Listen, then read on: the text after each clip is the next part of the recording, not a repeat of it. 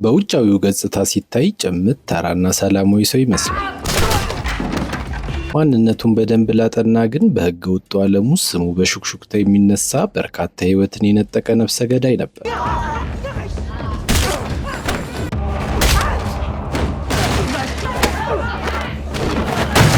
ስሙ ጊጁን ይባላል። ከጨለማው ዓለም ወጥቶ ብቻውን በጫካ ውስጥ መኖር ቢጀምርም ከስህተታቸው ያልተማሩ ግብዞች ግን ከተኛበት ሰላማዊ እንቅልፍ ቀሰቀሱ። ከዓመታት በኋላ የነቃው አንበሳ ታዲያ በጥፍሩ ቆሞ የእያንዳንዱን በር ማንኳኳት ጀመረ። ሰላም፣ ዛሬም አቀርብላችሁ መርሲ ፎር ነን የሚለውን ተወዳጅ ተከታታይ ፊልም ሲሆን ስራችን የሚመቻችሁ ላይክ ብሎም ሰብስክራይብ ማድረግ አይረሳ እያልኩ ወደ ታሪኩ ልግባ። ጊጁን አያልና የቡድኑ አለኝታ በነበረበት ወቅት ከሌሎች የማፊያ ቡድኖች ጋር ታሪካዊ ግብግብ ውስጥ ገብቶ ነበር።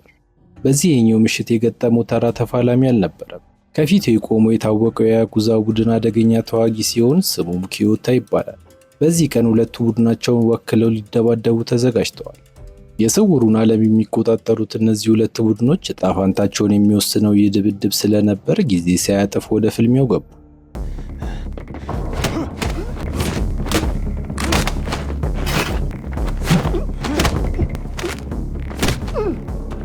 በመጀመሪያዎቹ ደቂቃዎች ኪዮታ የጊጁንን ጥቃቶች እየመከተ የመልስ ምት ለመስጠት የቻለውን ሞክሯል። ነገር ግን ጊጁን የጠላቱን ድክመትና ክፍተት ስለተረዳ እያከታተለ ያገኘው ጀመር።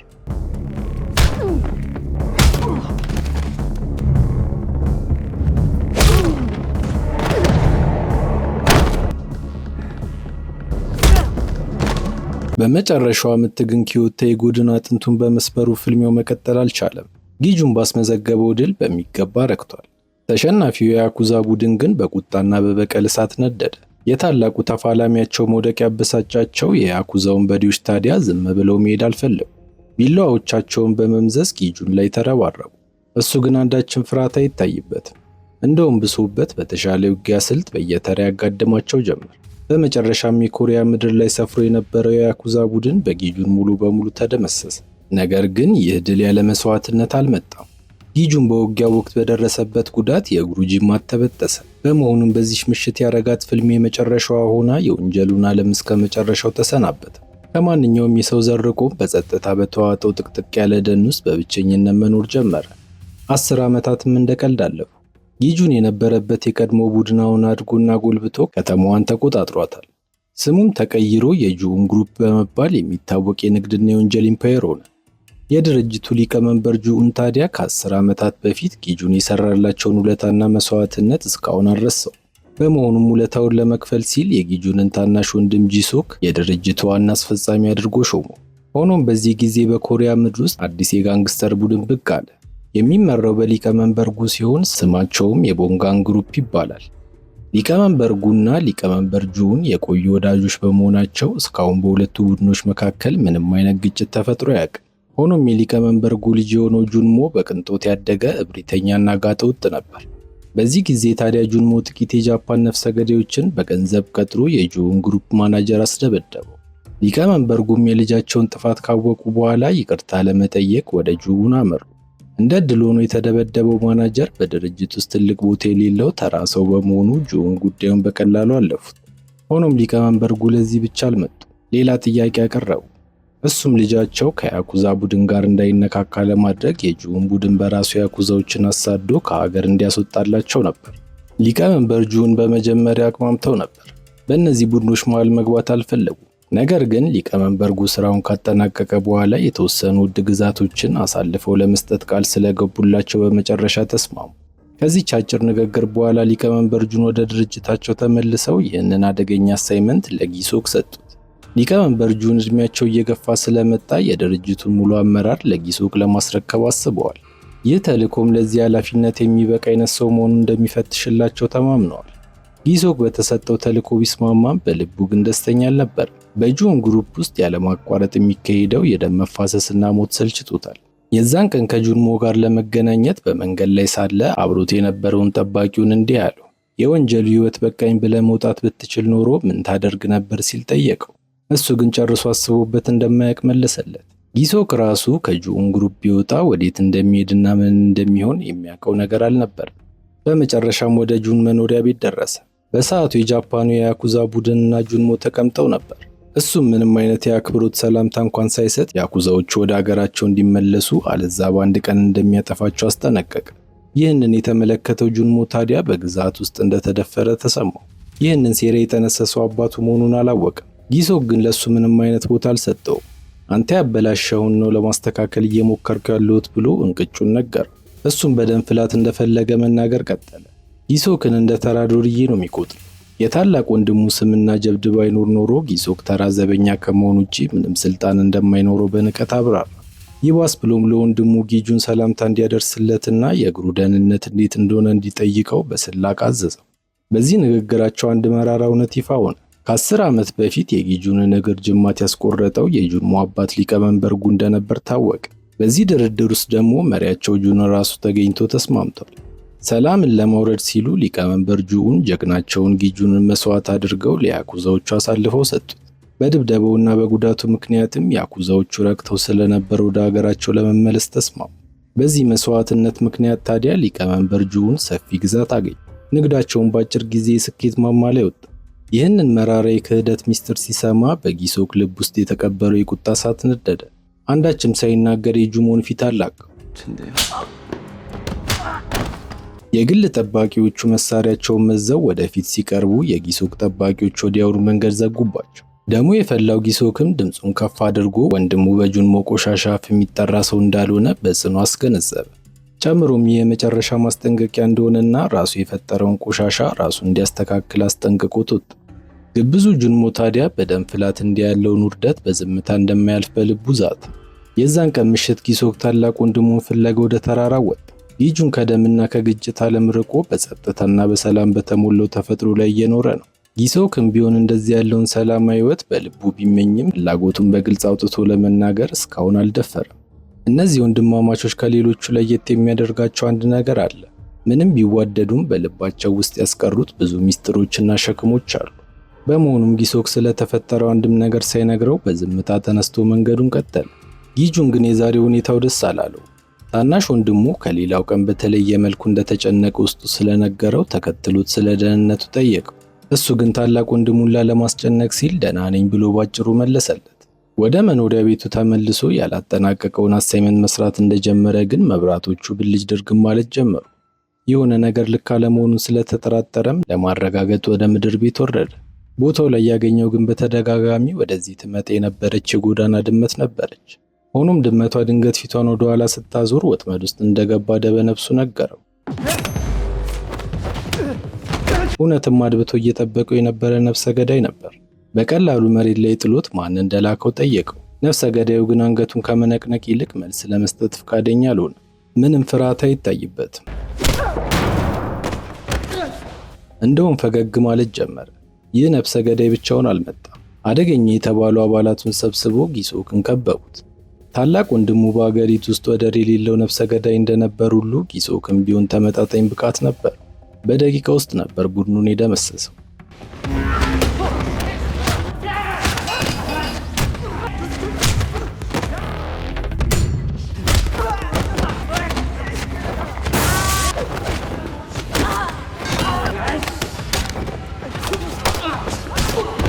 የመጀመሪያው ነፍሰ ገዳይ በድፍረት ቢላውን መዞ ወደ ጊሶክ ቢሮጥም በቀላሉ ተቆጣጠረ።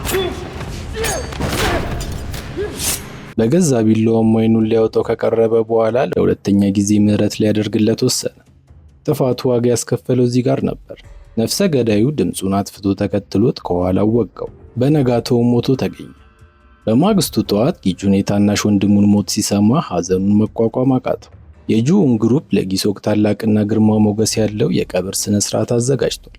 በስውሩ ዓለም ውስጥ የሚገኙ በርካታ ኃያላንም በስነ ስርዓቱ ላይ ተገኝተዋል። ከነዚህ መካከል ሊቀመንበር ጉና ልጃቸው ጁንሞ ይገኙበታል። በስነ ስርዓቱ ወቅት ጁንሞ በመታሰቢያው ፊት ለፊት ተንበርክኮ እየሳቀ ነበር። እሰይ እንኳን ይገባል እያለ በሚስጥር ከተናገረ በኋላ ቀጥ ብሎ ወደ ጊሶክ ምክትል ሄደ። አለቃችሁን እንኳን መጠበቅ የማትችሉ ደካሞች እያለ ወረደበት። አለቃው የሞተው በጁንሞ እጅ እንደሆነ የጠረጠረው ጋንግስተር ታዲያ ቁጣውን መቆጣጠር አቃተው። በእልህ ከመንቀጥቀጥ ውጭ ግን መልስ አልሰጠውም። ይህ በእንዲህ እንዳለ ውጪ ላይ የጁን ግሩፕ ማናጀር የሆነው ቾይ የሊቀመንበርጉ ቅጥረኛን ቀረበ። ይህ ሰው ቀደም ሲል የጁን ግሩፕ አባል የነበረ ቢሆንም ለገንዘብ ብሎ ባልደረቦቹን ከድቶ ለጉ መስራት ጀመረ። አሁን ታዲያ ቾይ ከዳተኛ ስለ ጊሶክን መረጃ አሳልፎ በመስጠት ለሞት እንዳበቃው ጠርጥሯል። እሱ ግን ምንም የሚያውቀው ነገር እንደሌለ አስረግጦ ነገረው። ይህንን እያወሩ አቃቢ ሕግና ተጨማሪ ባለስልጣናት ወደ ቀብሩ ሲደርሱ ከዳተኛው ወደ እነሱ እጅ እየጠቆመች ቾይ ተጨማሪ መረጃ ከፈለገ እነሱን እንዲጠይቅ ነገር። የአቃቢ ሕግ ቡድኑን የሚመራው የሊቀመንበር ጁኡን ልጅ ሲሆን ስሙም ጉሞን ይባላል። ቾይ ምንም ሳያቅማማ ወደፊት በመራመድ የጉሞንን መንገድ ዘጋው። እዚህ ጊዜ ከሚያጠፋም ወደ ቤቱ ተመልሶ እንዲያርፍ መከረው። ጉሞን ግን እዚህ የተገኘው ሐዘኑን ለመግለጽ ብቻ ሳይሆን ጊሶክ የሞተበትን ምክንያት ለማጣራትም ነበር። ጥያቄዎቹን መጀመር የፈለገውም ከመሪው ብሎም ከአባቱ ጁኡን ነበር። ቾይ ግን ፍቃደኛ አልሆነም። በዚህ ሰጣ ገባ ውስጥ እያሉ ታዲያ የሟች ወንድም ጊጁን በሐዘን ተሰብሮ ብቅ አለ። ይህ ሰው ለዛሬው የጁኡን ግሩፕ እድገትና ጥንካሬ ከፍተኛ አስተዋጽኦ ያበረከተ ታላቅ ጀግናቸው። በመሆኑም ማናጀሩ ቾይ ሳይቀር ሁሉም ጎንበስ ብለው ከፍተኛ አክብሮታቸውን ገለጹ። ጊጁን ግን ምንም አልመሰለው። የታናሽ ወንድሙን አስክሬን ለመጨረሻ ጊዜ ማየት ብቻ ነበር የፈለገው። ቾይም ወደ ሬሳ ክፍሉ ወሰደው። በሬሳ ክፍል ውስጥ እንደገቡ ቾይ የሞቱን ምክንያት ማብራራት ጀመረ። ከጥቂት ወንበዴዎች ጋር በነበረ ግጭት ምክንያት ሕይወቱ አለፈ ሲል ገለጸለት። ነገር ግን ጊጁን በነበረ የረጅም ልምድና በበሰለ እይታው ብቻ ተመልክቶ ይህ የጥቂት ወንበዴዎች ሥራ እንዳልሆነ በቅጽበት ተረዳ። ስለዚህም እውነቱን ለማወቅና እርምጃ ለመውሰድ ቀጥታ ወደ መሪው ጁኡን አመራ። ውስጥ ሲገባ ሁለቱ ቡድን መሪዎች አብረው ተቀምጠው ነበር ያገኛቸው። በደም ከተጨማለቀው ዓለም ከራቀ ዓመታት ቢቆጠሩም ጊጁን አሁንም ለመሪው የነበረው አክብሮት አልቀነሰም። ጎንበስ ብሎ እጅ ከነሳ በኋላ ወደ ጉዳዩ ገባ። ሊቀመንበርጉ ግን ጊጁንን በማየቱ የደነገጠ ይመስላል። ጊጁን ዳግመኛ ወደዚህ ዓለም ላለመመለስ ቃል ገብቶ ነበር። ሆኖም ይህ የወንድሙ ፍትሃት በመሆኑ ሊቀመንበርጉ ሁኔታውን ተረድተው እንዲያልፉት በአክብሮት አስረዳ። በእውነቱ ከሆነ ሊቀመንበር ጁኡንም በጊሶክ ሞት የተሰማውን ጥልቅ ሐዘን መሸፈን አልቻለም። ጊጁን ከ10 ዓመታት በፊት የገባውን ቃል ድጋሚ አስታወሳቸው። እንደ ሞተ ሰው ራሱን ሰውሮ እንደሚኖር በምትኩ ደግሞ መሪያቸው የወንድሙን ጊሶክ ደህንነትና ሕይወት እንደሚጠብቁ ቃል ገብተው ነበር። አሁን ታዲያ ያ ቃል ተሰብሯል። ጊጁንም ወደ ጨለማው ዓለም ተመልሷል። ላለፉት 10 ዓመታት የገባውን ቃል በታማኝነት የጠበቀ ቢሆንም ሊቀመንበር ጁኡን ግን ያንን ቃል መጠበቅ አልቻለም። ስለዚህም አንድ ጥያቄ ሁለቱንም መሪዎች ጠየቃቸው። በከበደና በተረጋጋ ድምፅም እንዲህ አላቸው፣ እኔም ማላቀው እናንተ የምታውቁት እውነት አለ ወይ ሲል ጠየቀ። ሆኖም ሊቀመንበር ጁኡንም ሆነ ሊቀመንበርጉ በዝምታ ተዋጡ። አንዳችም መልስ አልሰጡትም። ጊጁን የሁለቱንም ዝምታ ሲመለከት ምንም አይነት ማብራሪያ እንደማያገኝ ግልጽ ሆነለት። በመሆኑም አንገቱን እንደደፋ ቢሮውን ለቆ ለመውጣት ፍቃድ ጠየቀ። እሱ ፊቱን አዞሮ ሲወጣ ሊቀመንበር ጁኡን የጥፋተኝነት ስሜት ስለተሰማው እየተቻኮለ ተነስቶ ተከተለው። ጊጁን ግን እምጢግባ ስንት ተሰወረበት። ቢሮአቸውን ለቆ ከወጣ በኋላ የሟቹ ታማኝ ጥበቃ የነበረው ሄቦም ወደ እሱ ቀረበ። ሄቦም የወንድሙ ጊሶክ ቀኝ እጅ ነበር። ጊጁን በህዝብ መታየት ስለማይችል ሄቦም የቤተሰቡ ተወካይ ሆኖ በቀብሩ ላይ ለመቆም እንዲፈቀድለት ጠየቀው። ፈቃዱም ከሆነ የጊሶክን የፍትሃት ስነ ስርዓት በኃላፊነት ለማስፈጸም ቃል ገባ። እሱም በደስታ ነበር የተቀበለው። ከዚያ በኋላ ጊጁን ስለ ታናሽ ወንድሙ ሞት ሚስጥር ተጨማሪ መረጃ ለማግኘት ወንጀል ወደ ተፈጠረበት ቦታ ነበር ሄደው። የወንድሙ ቤት ገብቶ ለረጅም ሰዓት ቢያስስም አብረው በነበሩበት ወቅት ከተነሱት ፎቶዎች ውጪ ያገኘው ነገር አልነበረም። ሆኖም አንድ ጥግ ላይ ጊሶክ ለሱ የልደት ቀን ያዘጋጀለትን ስጦታ አገኘ። ስጦታውን ሲመለከት ደግሞ ይበልጥ ወድ ባሰው። ያንን ስጦታ በአካል ለመስጠት እድል አለማግኘቱ አንገበገበ። ለተወሰነ ሰዓት ክፍሉን ከቃኘ በኋላ ወንድሙ የገዛለትን ሸሚዝ ለብሶ ወጣ። በማግስቱ ጠዋት ጊጁን መጀመሪያ ሄደው ወደ ፖሊስ ጣቢያ ነበር። እስካሁን ተጠርጣሪውን መያዛቸውን ማጣራት ፈልጓል። ሆኖም ፖሊሶቹ ከፍርድ ቤት በፊት የሟች ቤተሰብ ከተጠርጣሪ ጋር እንዲገናኝ ሕጉ አይፈቅድም በሚል ጥያቄውን ውድቅ አደረገው። ነገር ግን ጉዳዩን የያዘውን መርማሪ በፊት ላይ የሚያውቀው ሰው እንደሆነ ሲረዳ ሁኔታው ወዲያውኑ ተቀየረ። ጊጁን ጥቂት ከበድ ያሉ ቃላትን ብቻ ነበር የተናገረው። ፖሊሶቹም በድንጋጤ ተቀብለው ወዲያውኑ ሁቻን የተባለውን ተጠርጣሪ ወደ ምስጢራዊ ምርመራ ክፍል አመጡ። ችግሩ ግን ሁቻን ጊጁንን ሲመለከት ግራ የመጋባት ስሜት አሳየ። እሱም ወደ ጉዳዩ ገባ። የጊሶክን የቤት አድራሻ ማን ሰጠ ሲል ጠየቀው። ሁቻን ከፊቱ የተቀመጠው የጊሶክ ታላቅ ወንድም መሆኑን የተረዳው አሁን ገና ነበር። ፈጠን ብሎ የውሸት አክብሮት በማሳየት አንገቱን ደፋ። ከዛ ግን በስላቅና በንቀት ፈገግ አለ። ጊጁን አሁንም ፍጹም በተረጋጋ መንፈስ እያዋራው ነው። ካንተ መልስ ካላገኘው ወደ ጓደኞች አመራለሁ፣ ከዚያም ወደ ዘመዶች፣ ቀጥሎም ወደ ቤተሰቦች ይሄዳሉ ሲል አስጠነቀቀው። ሁቻን ግን በዚህ ማስፈራሪያ አልደነገጠም። ይልቁንም ቤተሰቦቹ ገና በሕፃንነታቸው ጥለዋቸው ስለሄዱ እንደውም ሄዶ ቢገላቸው ባለውለታው እንደሚሆን በንቀት መለሰ። በዚህ አጋጣሚ ውቻን ወንድም ወይም እህት እንዳለው ተረዳ። የሚፈልገውን ስላገኘም ተጨማሪ ቃል ሳይናገር ክፍሉን ጥሎ ወጣ። ውቻን ድክመቱን እንዳወጣ ብሎም ቀጥሎ የሚፈጠረው የገባው በሩ ከተዘጋ በኋላ ነበር። ፍርሃት መላ ሰውነቱን ሲወረው ተሰማው። ጊጁንም ወደ ስራው ገብቷል። ውቻን ታናሽ ወንድም እንዳለው ካረጋገጠ በኋላ አፈላልጎ ደርሶበት በስውር መከተል ጀመረ።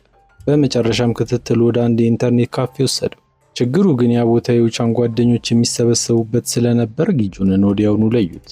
በፍጥነትም በበርካታ ነፍሰ ገዳዮች ተከበረ። እሱ ግን ቅንጣት ታክል አልተደናገጠም። ዙሪያውን ከተመለከተ በኋላ ሁላችሁም እዚህ ናችሁ ወይ ሲል ጠየቀ። ከዛም በተረጋጋ ድምፅ እናንተ እኔን ሳይሆን የከበባችሁኝ እኔ እናንተን ነው የከበብኳችሁ አላቸው። ወንበዴዎቹ ታዲያ ይህንን ሲሰሙ በሳቅ ሞቱ። የዕለቱ ትልቁ ቀልድ ብለውም አድናቆታቸውን በስላቅ ገለጹ። ጊጁን ግን እየቀለደ አልነበረም። ከዛ በኋላ የተፈጠረው አይጣል ነው።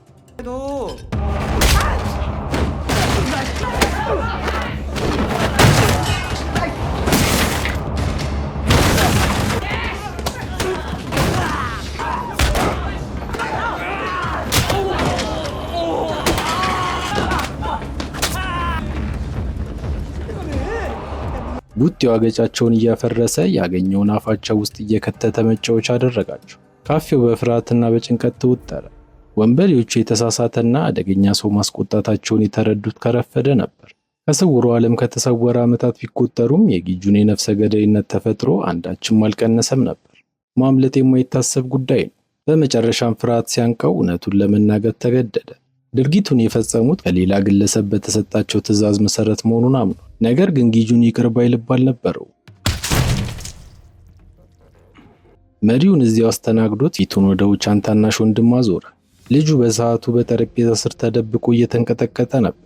እዚህ ጋር ነው በትክክል ምን እንደተፈጠረ የምንረዳው። በቀብር ስነ ስርዓቱ ላይ መነጽር ያደረገ አንድ ሚስጥራዊ ሰው ብቅ አለ። ቀጥታም ወደ ሊቀመንበር ጁን ሲያመራ በዚያች ምሽት የተፈጸመው እውነተኛ ታሪክ ይፋ ሆነ። የውቻን ቢላዋ ጊሶክ ምንም አልጎዳውም ነበር። ቀለል ያለ ቁስል ስለነበር ምህረት አድርጎላቸው በሰላም እንዲሄዱ ፈቅዶላቸዋል። ከዚያም የተሰካበትን ቢላዋ መዞ መንገዱን ቀጠለ። ሆኖም ወደ ሊፍቱ እንደገባ እውነተኛው ገዳይ ብቅ አለ። ይህ ባለመነጽር ገዳይ ነበር ቀብር ስነ ስርዓቱ ላይ የመጣው። ዮንግ ይባላል። የታወቀና ጠንቃቃ ቅጥር ነፍሰ ገዳይ ነው። ሁለቱ ታዲያ በዚህ ምሽት በሚስጥር ለመነጋገር ከሰዎች እየታረቀው ወጡ። በውይይታቸው ወቅት ዮንግ ስለ ጊሶክ ሞት የሚያውቀው ነገር ካለ ሊቀመንበሩን ጠየቀው። ጁንግ ምላሽ ከመስጠት ይልቅ የደበከው ሚስጥር ያለውም አንተ ጋር አይደለም እንዴ ሲል መልሶ ጠየቀው። ይህን እንዳለው በመካከላቸው ያለው ውይይት ወዲያውኑ ተቋጨ። ምክንያቱም ሁለቱም ሌላኛው ወገን እውነቱን ይወቅ አይወቅ ለማረጋገጥ እየሞከሩ ስለነበር ነው። በተመሳሳይ ሰዓት የአቃቢ ሕግ መስሪያ ቤት በጉዳዩ ላይ ትኩረት ማድረግ ጀምሯል። ጊሶክ የሞተው በሲውል ከተማ መሃል የፕሬዝዳንታዊ ምርጫ ከመካሄዱ 5 ወራት በፊት ነበር። ይህም ዋናው አቃቢ ሕግ ከጀርባው ታላቅ የፖለቲካ ሴራ እንዳለ እንዲጠረጥር አደረገው። እንደ ዋናው አቃቢ ሕግ ገለጻ ከሆነ የጁን ግሩፕ መነሻው የማፊያ ድርጅት ነበር። በጊሶክ ጥረት ድርጅቱ ወደ ሕጋዊ ኩባንያነት የተቀየረ ቢሆንም አሁንም ለጨለማው ዓለም የገንዘብ ማጠቢያ መስሪያ ቤት ነበር። የድርጅቱ ተተኪ የነበረው የጊሶክ ድንገተኛ ሞት ታዲያ በርካታ ጥያቄዎችን ያስነሳል። ስለዚህም ዋናው አቃቢ ሕግ ከ20 ዓመታት በፊት ወደ ነበረው ታሪክ እንዲመለስ አስገደደው። በዚያ ዘመን የጁን ግሩፕ እና የቦንግ ግሩፕ ሞዶንግ በተባለ የማፊያ ቡድን ስር ነበሩ። ያ ድርጅት ከተማዋን በሰፊው የተቆጣጠረ ቢሆንም የስልጣን ሽግግር በሚካሄድበት ወቅት ግን ችግር ተፈጠረ። የመሪው ብቸኛ ልጅ አጠራጣሪ በሆነ ሁኔታ ሕይወቱ አለፈ። ያ አጋጣሚ ታዲያ ለጁንና ለሊቀመንበር ጉ መንገድ ከፈተላቸው። ሁለቱም ተባብሮ የበላይ አለቃቸውን ገለበጡት። ከዚያም አሁን እንደሚታዩት ሁለት ኃያላን ሆነው የየራሳቸውን ቡድን መሰረቱ። ዋናው አቃቢ ከዚህ ታሪካቸው ተነስቶ በጨለማው ዓለም ውስጥ አዲስ የደም ማዕበልና መስቀልቅል እንደሚነሳ እርግጠኛ ሆኗል። በመቀጠልም በክፍል ውስጥ ያሉትን ረዳቶች በሙሉ እንዲወጡ አዞ የጁን ልጅ የሆነውን ጉንሞንን አስቀረ። ጉንሞን በአቃቢ ሕግ መስሪያ ቤት ውስጥ ተቀባይነት ለማግኘት የቻለውን ያህል ቢጥርም የማፊያ አባቱ ማንነት ግን ማንም እንዳያምኑ ተጽዕኖ አሳድሯል። የሥራ ባልደረቦቹን ንቀት ማሸነፍ አልቻለም። በቤተሰቡ ዘንድ እንኳን አንዳች አክብሮትና ቦታ አልነበረው። የተገለለው ከሰላማዊ ሰዎች ብቻ አልነበረም። የጁን ልጅ ሆኖ በሕግ የሚመራ ሕግን የሚያስከብር ሰው መሆኑ በጋንግስተሮቹ ቡድንም እንዲጠላና እንዲገለል አድርጎታል። እሱ ግን እስካሁን ካቋሙ ፍንክች አላለም። ከዋናው አቃቢ ሕግ ጋር ብቻቸውን ሲቀሩ ታዲያ በእርግጥ ምን ለማድረግ አስበዋል ሲል በቀጥታ ጠየቀ። ዋናው አቃቢ ሕግም ነገሩን ሳይደብቅ አብራራለት። ጉሞን አሁን ከዘመዶቹና ከኃላፊነቱ መምረጥ ያለበት ሰዓት መሆኑን አሳሰቡ። ጊሶክ የሞተበትን ምክንያት ፈቶ ገዳዮቹን ለሕግ ማቅረብ ከቻለ ወደ ላቀ የስልጣን ማዕረግ የሚያሸጋግረውን መንገድ እንደሚያመቻችለት ቃል ገባ። በተመሳሳይ ሰዓት ጊጁን ወደ ፖሊስ ጣቢያው ተመልሷል። ቀጥ ብሎ ሁቻንን ካገኘውም በኋላ የቀዳውን የታናሽ ወንድሙን ድምፅ አሰማ። ወንድሙ አሁንም በሕይወት እንዳለ በዚህ መልኩ ካረጋገጠለት በኋላ ሁቻን እውነቱን ተናግሮ ካልተባበረ ግን የዛሬዋን ቀን እንደማያልፋት በጠንካራ ድምፅ አስጠነቀቀው። ገደለው አልገደለው እያለ በጭንቀት ሲማቀቅ ያደረው ሁቻን ታዲያ ተስፋ ቆርጦ እውነቱን መናዘዝ ጀመረ። መቃብር የተባለ የውይይት ክፍል እንዳለ አስረዳው። እዚህ ክፍል ውስጥ ከሀገር የተባረሩ ነፍሰ ገዳዮችን በመቅጠር ገንዘብ ተከፍሏቸው ቆሻሻ ስራዎችን የሚያስፈጽም ድርጅት እንዳለ ተናገረ። በጊሶክ ጉዳይ አንድ ስሙ ያልታወቀ ሚስጥራዊ ሰው ከፍተኛ ገንዘብ በመክፈል እንዲገድሉት እንዳዘዛቸው ገለጸ። ስለ ዋናው አዛዥ እውነተኛ ማንነት ምንም እንደማያውቅና የመጠየቅ መብት እንዳልነበረው አስረዳ። ጊጁን ግን አሁንም አላመነው። በጥርጣሬ ትክ ብሎ ሲመለከተው ሁቻን መርበትበት ጀመረ። እውነቱን ለማረጋገጥ ከፈለገ እሱን ወክላ የመጣችውን ጠበቃ ማግኘት እንደሚችል ነገር። ያችን ጠበቃ የቀጠራትም መቃብር የተባለው ድርጅት መሆኑን አብራራ። እንዳለውም በደቂቃዎች ውስጥ አንዲት ጠበቃ ወደ ፖሊስ ጣቢያው ደረሰች። አጠቃላይ የእምነት ቃሉ ተዘጋጅቶ እንደተጠናቀቀና ሁቻን ፊርማውን ብቻ ማስቀመጥ እንደሚቀረው ገለጸች። የቀሩትን ሕጋዊ ሂደቶች በሙሉ እሷ እንደምትከታተላቸውም ተናገረች። ሁቻን ግን ምንም ቃል አልመለሰላት። እንደውም በንቀት ጣቱን አወጣባት። ይህንን የተመለከተችው ጠበቃ ታዲያ የራስ መተማመን በተሞላበት ፈገግታ ፊቷን አዙራ ወጣች። ወደ መኪናዋ እንደገባችም ለበላይ አለቆቿ ደውላ የተሰጣትን ተልዕኮ በተሳካ ሁኔታ ማጠናቀቋን ሪፖርት አደረገች። እንደ ሁቻን ያሉ ሰዎች አንዴ ከተያዙ በኋላ የታዘዙትን መፈጸማቸው እንደማይቀር ከልምዱ አረጋግጣለች። ሁቻን የእምነት ክህደት ቃሉ ላይ ፈርሞ ወደ እስር ቤት ከተዛወረ በኋላ አለቆቿ እውነቱን ለማፈን እንደሚያስገድሉት ታውቅ ነበር። ችግሩ ግን ባልተጠበቀ ሁኔታ አንድ ሰው መኪናዋን ከፍቶ አጠገቧ ተቀመጠ። የምትገባበት ነበር የጠፋት። ደንግጣ ማን እንደሆነ ስትጠይቀው እሱም እርጋታው እንደተጠበቀ የሟቹ ታላቅ ወንድም ነኝ ሲል መለሰላት። ጠበቃዋ ግን ምንም በድንጋጤ ብትዋጥም በራስ የመተማመን ስሜቷን ለመመለስ እየሞከረች ቦታው ፖሊስ ጣቢያ እንደሆነና እሷም ሙሉ ሕጋዊ ስልጣን ያላት ጠበቃ በመሆኗ በቀላሉ እንደማትሸበር ነገረችው። ጊጁን ግን አሁንም እንደተረጋጋ ነው። በዚያ ልብ በሚያጠፋ አስፈሪ እይታው ትኩር ብሎ ሲመለከታት ጠበቃዋ ከአንደበቷ ቃል ማውጣት እስኪያቅታት ተደናበረች። እድሜ ልኳን ሙሉ አሳፍሯት የማያውቀው የራስ መተማመኗን በጊጁን ፊት ከዳት። ወዲያውኑ ነበር የምታውቀውን ሁሉ መናዘዝ የጀመረችው። መቃብር ስለተባለው ድርጅት ዝርዝር መረጃ መስጠት ጀመረች። ልክ እንደ ምግብ ዴሊቨሪ የሚሰራ አፕሊኬሽን ሲሆን ነፍሰ ገዳዮችን ከደንበኞች ጋር የሚያገናኝ ድርጅት እንደሆነ አስረዳች። ነፍሰ ገዳዮቹም የሚመለመሉት በረቀቀ መንገድ ነው። አመፀኛ የሆኑ ወጣቶች ላይ ነው ትኩረት የሚያደርገው። እነዚህ ወጣቶች ከባድ ወንጀል ፈጽመው ጥፋቱን ሲያምኑ ወታደራዊ ግዳጅ ውስጥ እንዲገቡ አይፈቀድላቸው። ይህ ድርጅት ታዲያ ከፍተኛ ገንዘብ ይከፍላቸውና የግል ነፍሰ ገዳዩ ያደርጋቸዋል። በዚህ አሰራር በርካታ የሆኑ ወጣቶች ተመልምለዋል። ከእነሱም መካከል የሁቻን ቡድን ይገኝበታል። የእሷ ስራ ታዲያ ተጠርጣሪዎቹን ማሳሰርና ሂደቱን ማመቻቸት ብቻ እንደሆነ ተናገረች። በመጨረሻም ጊጁን ተጨማሪ መረጃ ማግኘት ከፈለገ ሶንጓን ወደ ተባለ ዳይሬክተር መሄድ እንዳለበት ነገረችው። እሱም የሚፈልገው መረጃ ካገኘ በኋላ የዛኑ ቀን በካርዱ ላይ ወደ ተጻፈው አድራሻ አመራ። አንዳችም ቃል ሳይናገር ቀጥታ መቃብር ወደ ተባለው ድርጅት ቢሮ ገባ። እሱ በደረሰበት ጊዜ የሥራ ሰዓታቸውን ጨርሰው የነበረ ቢሆንም አንደኛው ቀርቦ ምን እንደሚፈልግ ጠየቀው። እሱም ሶንጓን የተባለውን ሰው ሊያናገር እንደመጣ ገለጸ። ይህን እንደሰሙ ታዲያ በቦታው የነበሩት ሰራተኞች በፍጥነት ጥቃት ለመሰንዘር ሞከሩ። ጊጁንም ራሱን በሚገባ አስተዋወቀ።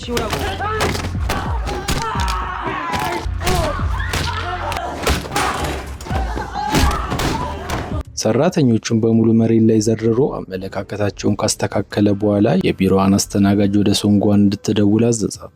እሷም እንደተባለችው አደረገች።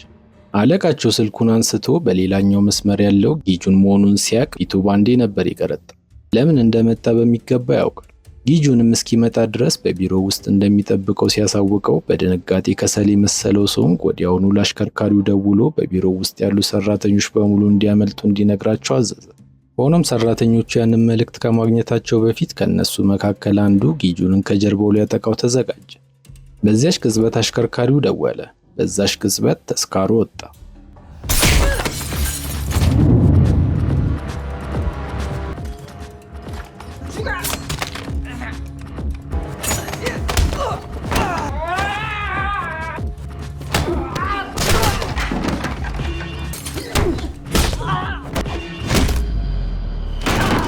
ሶንጓን ቦታው ላይ ሲደርስ ሰራተኞቹ በሙሉ እንዳልሆኑ ሆነው ተዘርረው ነበር የጠበቁት። ፍርሃት እያርበደበደው ቢሆንም እንደምንም የሐሰት ፈገግታ እያሳየ ጊጁንን ለማስተናገድ ሞከረ። ረጅም ጊዜ ከተለያዩ በኋላ በመገናኘታቸው ደስ እንዳለው በመግለጽ ሰራተኞቹ ምንም የሚያውቁት ነገር ስለሌለ ምህረት እንዲያደርግላቸው ለመነ። ነገር ግን ጊጁን የቃላት ጨዋታዎችን ለመጫወት አልመጣም። በበረደ ድምፅ ጊሶክ እንዲገድል ድርጅቱን ያዘዘው ማን እንደሆነ ብቻ ማወቅ እንደሚፈልግ ተናገረ። ሶንጋው ምንም ማምለጫ መንገድ እንደሌለው ግልጽ ሲሆንለት ማስመሰሉን ትቶ በመንበርከክ ይቅርታ መጠየቅ ጀመረ። ሟቹ ጊሶክ መሆኑን ቢያቅ ኖሮ እንዲህ ያለውን ድፍረት እንደማይሞክር ማለለት። ጨምሮም ጊሶክ መሆኑን ባቅ ኖሮ እነዛን ሕፃናት እንዴት ልካቸው ነበር? እንደሱ ላለ ታላቅ ተዋጊ ከመቶ ያነሰ ሰው አልክም ነበር ስላላወቅኩ ነው እያለ ተዝረከረከ። የጊጁን ትዕግስት እዚህ ጋር አለቀ። ምንም አይነት ማብራሪያ እንደማይፈልግና ለጥያቄው አጭርና ግልጽ መልስ ብቻ እንዲሰጠው ጠየቀ። ሶንግ ግን አሁንም መዝረክረኩን ቀጠለ። በዚህ የጨለማ ዓለም ውስጥ ትልቁ መሰረት ታማኝነት፣ ሚስጥር መጠበቅ እንደሆነ አስረዳው። ደንበኛውን አሳልፎ ከሰጠ የገነባው ኢምፓየር እንደሚፈርስ እየተቅለሰለሰ ተናገረ። ደግሞም ስሙን እንኳን ቢነግረው እሱ ሊነካው የሚችለው ሰው እንዳልሆነ ገለጸ። እሱ ግን ለሶንግ ማስፈራሪያ ቦታ አልሰጠውም። ሰውየውን መንካትና ለመንካቱ የራሱ ውሳኔ እንደሆነ ነግሮት ስሙን እንዲናገር አስጨነቀው። ከጥቂት ደቂቆች በኋላ ሶንጓን ፊቱ በደም ተሸፍኖ ለህይወቱ ማጣጣር ጀመረ። በፍርሃት እየተንቀጠቀጠም እውነቱን ተናገረ። ከድርጊቱ ጀርባ ያለው ቅምጥሉ የሊቀመንበርጉ ልጅ የሆነው ጁንሞ እንደሆነ አመነ። ጨምሮም ጁንሞን መንካት በጠቅላላው የቦንጉን ግሩፕ ላይ ጦርነት እንደማወጅ እንደሆነ ገልጾ በጥንቃቄ እንዲያስብበት መከረው። እሱ ግን አንዳችም አልተጨነቀ። ወዲያውኑ ድርጅቱን ለቆ ወጣ። መጀመሪያ ሄደውም ወደ ቦንጋን ግሩፕ ነበር። ችግሩ ግን ወሬው ቀድሞ ሊቀመንበር ጁን ጆሮ ደረሰ። ተያይዞም ጊሶክን ለማስገደል ነፍሰ ገዳይ የቀጠረው ጁንሞ መሆኑን የሚገልጽ መረጃ ደረሰው። ይህ ስህተት ምን እንደሚያስከትል ጠንቅቆ ስለሚያውቅ ወዲያውኑ ቾይን ጠርቶ ከሊቀመንበርጉ ጋር ስብሰባ እንዲያመቻች አደረገ። ሁለቱ የሚሰበሰቡበት ሚስጥራዊ ክፍል የተዘጋጀው ሊፈቱት የማይችሉት አደገኛ ግጭት ሲፈጠር ብቻ ነበር። በዚያች ክፍል ውስጥ ሊቀመንበር ጁን የቀደመው የበላይ አለቃቸውን ገልብጠው ድርጅቱን ለሁለት ከተካፈሉበት ጊዜ ጀምሮ በመካከላቸው የነበረውን ስምምነት አነሱ። እንደ ሊቀመንበር ጁን ገለጻ ከሆነ አንደኛው ወገን ሌላኛውን ወገን ካስቀየመና ከበደለ እኩል ዋጋ ባለው ነገር መክፈል እንዳለበት ነው የሚለው። ሆኖም ሊቀመንበርጉ በወቅቱ የስምምነታቸው ሙሉ ትርጉም አልገባውም ነው። ምክንያቱም የጊሶክን ግድያ ያቀናበረው የሚወደው ልጁ መሆኑ ገና አላወቀም። ሊቀመንበር ጁን ታዲያ ጉዳዩ የሚመለከተው ልጁ ቢሆን እንኳን ምንም አይነት ምህረት፣ ልዩ ሁኔታ እንደማይኖር በጽናት አስረዳ። በዚህ ጊዜ ሊቀመንበርጉ ገጽታ ተቀየረ። ያንን ህግ ያወጡት በማን ምክንያት እንደሆነ አስታወሰ። ከ10 ዓመታት በፊት ጊጁን ያንን ምስቅልቅል ባይፈጥር ኖሮ የሚስጥራዊ ክፍል ፈጽሞ እንደማይኖር ተናገረ። በመቀጠልም ሊቀመንበርጉ ውላቸውን መስበር እንደሚፈልግ ግልጽ አደረገ። ማንኛውም ሰው በጁንሞ ላይ እጁን ለማንሳት ቢደፍር ዝም ብሎ እንደማይመለከትም ዛተ። ሊቀመንበር ጁን ግን ጦርነት የማወጅ ፍላጎት አልነበረውም።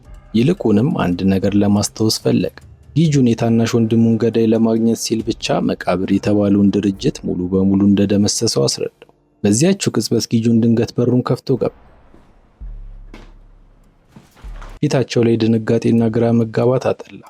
እሱም በተረጋጋ መንፈስ ወንበር ስቦ መሃላቸው ከተቀመጠ በኋላ መጠጡን አንስቶ ቀዳ። ጊጁን ሁለቱንም ትኩር ብሎ እየተመለከተ አጭር ጥያቄውን አቀረበ። በጊሶክ ሞት ውስጥ የእናንተ እጅ አለበት ብሎ ጠየቃቸው። ሁለቱም ሊቀመንበሮች በፍርሃትና በዝምታ ተዋጡ። ለመተንፈስ እንኳን አልደፈሩ። በመጨረሻ ግን እንደምንም ሊቀመንበር ጁን ድምፁን አሰማ።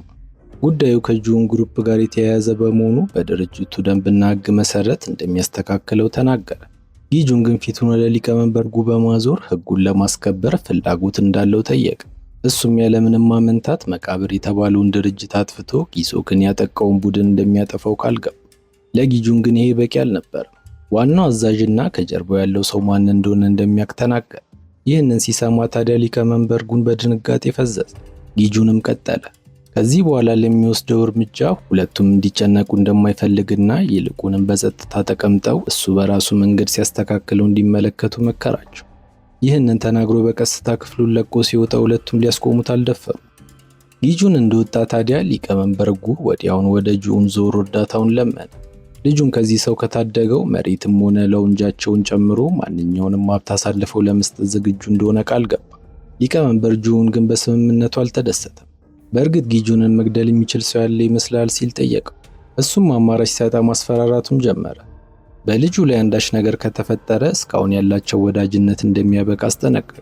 ጁን ለእነዚህ ማስፈራሪያዎች የሚታጠፍ ሰው ባለመሆኑ ተነስቶ ለመውጣት ሲራመድ ግን ሊቀመንበሩ የመጨረሻውን ሐሳብ አቀረበ። ልጁን ካዳነለት ዴክሮ የተባለውን አንጋፋ ሆቴሉን አሳልፎ ለመስጠት ቃል ገባ። በዚያች ቅጽበት ሊቀመንበር ጁን ፊቱ በራ። የዛን ቀን ሊቀመንበሩ መስሪያ ቤቱ ሲመለስ ልጁን ያለ ርኅራኄ ይወርድበት ጀመር።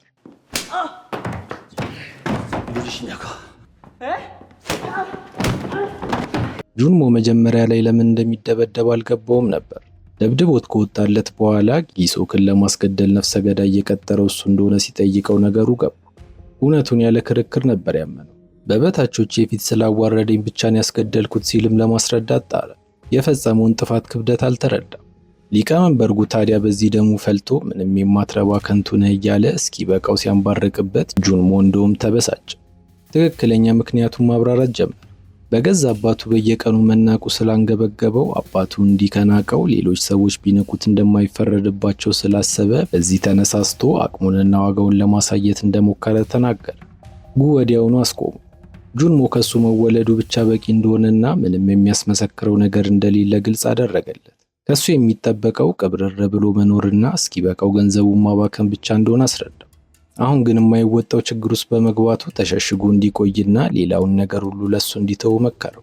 ይህ በእንዲህ እንዳለ ሊቀመንበር ጁን ወደ ቤቱ ከተመለሰ በኋላ ከሊቀመንበሩ ጋር በተደረገው ድርድር ለመስማማት ወሰነ። ነገር ግን ምክትሉ ቾይ ቅንና ታማኝ ሰው በመሆኑ የጊሶክን መገደል በቀላሉ ሊቀበለው አልቻለም። ይህንን የሰማው ሊቀመንበር ጁን ታዲያ ደሙ ተንተከተከ። በቁጣ ተሞልቶ እያመፀ ከሆነም ጠየቀው። በመጨረሻ ማንም ሰው ያለሱ እውቅና ምንም አይነት እንቅስቃሴ እንዳያደርግ አስጠንቅቆ አሰናበተው። ቾይ በውሳኔው ባይደሰትም እሺ ብሎ ከመውጣት ውጭ አማራጭ አልነበረው። ሁለቱም ያልተረዱት ችግር ቢሮ ውስጥ መኖሩን አላወቁ። አቃቤ ሕጉ ጉሞን በተከለው መሳሪያ የሚያወሩትን በጠቅላላ እየሰማ ነበር። ለምርመራው የሚጠቅመውን ትልቁንና ወሳኝ ፍንጭ አግኝቷል። ምክትሉ ቾይ ከቢሮ እንደወጣ መጀመሪያ ያገኘው ሄቦምን ነበር። ሄቦም ጊሶክን ሲጠብቅ በኖረበት ዓመታት በታማኝነት ሲያገለግለው ቆይቷል። አሁን ታዲያ አለቃውን ገዳይ ለመበቀል ባሰፈሰፈበት ሰዓት ይህን ዱብዳ ሲሰማ ደሙ ፈልቷል። ቾይ የመጣበትን ዓላማ ስለተረዳ መሪያቸው ጁን አሁን የማንንም ሰው ሐሳብ መስማት ስለማይፈልጉ እንዲመለስ መከረው። እሱ ግን አልተስማማም። ቾይ የጁን ትዕዛዝ የሚፈጽመው ጊሶክ የተወውን ስልጣን ለመንጠቅ ብቻ እንደሆነ በድፍረት ተናገረ። ይህንን የሰማው ቾይ ታዲያ እያከታተለ በጥፊ አናገረው። ቦታውንና ደረጃውን እንዲያውቅ እያስጠነቀቀው ሊደጋግመው ሲል እንደ ዕድል ሆኖ ጉሞን ደርሶ ገላገላቸው። ቾይ ግን መብረድ አቃተው። ወደ ጉሞን ዞሮ በድርጅቱ ጉዳይ ውስጥ መግባት እንደሌለበት አሳሰበው። እሱ ግን በለስላሳ ድምፅ ቾይ ከዚህ ድርጊቱ ምን እንደሚያተርፍ ጠየቀው። ከዛም ፈገግ ብሎ የቆመበት ጥሎት ሲሄድ ቾይ ግራ በመጋባት ተዋጠ። በተመሳሳይ ሰዓት ሄቦም ጥፊውን ተቀብሎ ዝም አላለ። የአለቃው ሞት ከመቼውም በላይ ስላንገበገበው ቀጥታ ወደ ጊጁን አመራ። ጊጁን ወንድሙን ለመበቀል እንደተነሳ እንደሚያውቅ በመግለጽ በዚህ የበቀል መንገድ ውስጥ ከጎኑ ሆኖ የወንድሙን ገዳይ ለመቅጣት አብሮት እንደሚቆም በቆራጥነት ገለጸ። ጊጁን አይሆንም ነበር ያለው። መንገዱ እጅግ አደገኛና በህይወት የመትረፍ እድሉ ጠባብ በመሆኑ ብቻዬን እወጣዋለሁ በማለት ባጭሩ ቋጨው። ሄቦም ግን እንደውም ባሰበት። ወንድሙ ጊሶክ ምን ያህል ወዳጁ እንደነበር አስረዳው። የእሱን ውለታ ሳይመልስና ደሙን ሳያስመልስ ከመኖር መሞትን እንደሚመርጥ በቆራጥነት ተናገረ።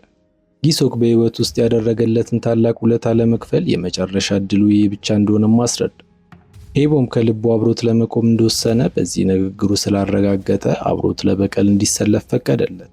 ቅምጥሉ ጁንሞ የት እንደተደበቀ የሚያውቀው ነገር አልነበረም። በመሆኑም ሄቦም መቃብር ወደሚባለው ድርጅት በመሄድ የጁንሞን መሸሸጊያ ማግኘት የሚችሉ ሰዎችን በገንዘብ ቀጠረ። በመላው ከተማ ውስጥ በተዘረጋው የስውር መረጃ መረብ አማካኝነትም ድርጅቱ የጁንሞን አድራሻ በአንድ ቀን ውስጥ አገኘ። ሄቦም መረጃው እንደደረሰው ወዲያውኑ ለጊጁን ደውሎ ዴክሮ በሚባል ሆቴላቸው ውስጥ እንደተደበቀ አበሰረው። በሌላ በኩል የሊቀመንበር ጁን ልጅ የሆነው አቃቤ ሕጉ ጉሞን የአባቱን የስልክ ንግግር በስውር ማዳመጡን ቀጥሏል። በዚህኛው ጥሪ ሊቀመንበር ጁን አሁን የወሰዱት ውሳኔ ትክክል መሆኑን ባለመነጽሩን ወጣት እየጠየቀው ልጁ ዮንግ ይባላል። ቀለል አድርጎም ነበር የመለሰለት። 10 ዓመታት በፊት ግዛታቸውን ለቦንግ ግሩፕ አሳልፈው ለመስጠት የተገደደው በጊጁን ምክንያት እንደሆነ አስታወሰው። አሁን ግን ሁኔታው ተቀይሮ ሊቀመንበሩ እርዳታ የሚሻበት ጊዜ ላይ ደርሷል። ይህ አጋጣሚ ጨዋታውን ሕግ የመቀየርና የበላይነቱን የሚያረጋግጥበት ታላቅ ዕድል እንደሆነ አብራራ። ሊቀመንበር ጁን ይህን ሲሰማ በሚስጥር አዲስ ስልት ማሰላሰል ጀመረ።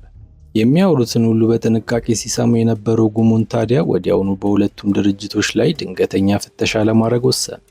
የዛኑ ቀን የፍርድ ቤት ትዕዛዝ አዘጋጅቶ ነበር ያደረው። የዛን ቀን ምሽት ጭንቀት እንቅልፍ ያሳጣው ሊቀመንበር ጉ ጊጁንን በስውር እንዲገልለት አንድ ታዋቂ ነፍሰ ገዳይ ለመቅጠር እየሞከረ ይገኛል። ነገር ግን ያ ነፍሰ ገዳይ ጊጁን ምን ያህል አደገኛ እንደሆነ ስለሚያውቅ በፍጹም አልተቀበለው። ከመኪናው ወርዶ ከመሄዱ በፊትም ጁን የቀጠራቸው ተራ ወጣቶች ጊጁንን ሊጥሉት እንደማይችሉ እያወቁ እንደዚህ አይነት ስህተት መስራታቸው ሞኞች እንደሚያደርጋቸው ነግሮት ዞር አለ።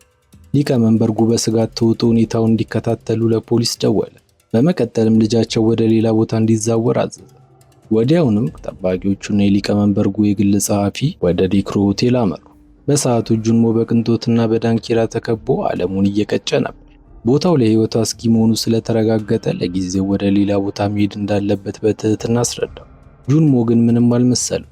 ምንም አይመጣም በማለት መጽናናቱን ቀጠለ። ጠባቂዎቹ ናክ አይደለም እሱ አባቱ እንኳን ጊጁን እንደሚፈራው ሊያስረዳው ሞከረ። ነገር ግን ለውጥ የለም። ትዕግስቱ ያለቀው የአባቱ ጸሐፊ ታዲያ እንቅጩን ነገር እምቢ ካለ በጉልበትም ቢሆን ይዞት እንደሚወጣ ገልጾ በግድ እየጎተተ አወጣው። በዛች ቅጽበት ግን ጊጁን ደርሶ የቆሙትን ጥበቆች በሙሉ በጀርባቸው አስተኝቷቸው ነበር።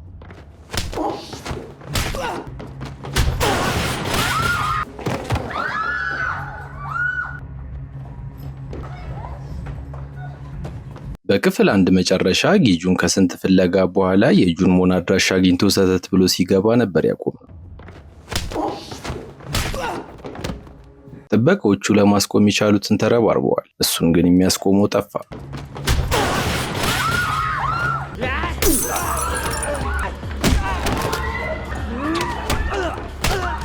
የበፊት አባላቸው ቹናክ በፍርሃት ሮጦ እግሩ ስር ወደቀ። የበፊቱን እያነሳም ልጁን እንዲተው ለመነው።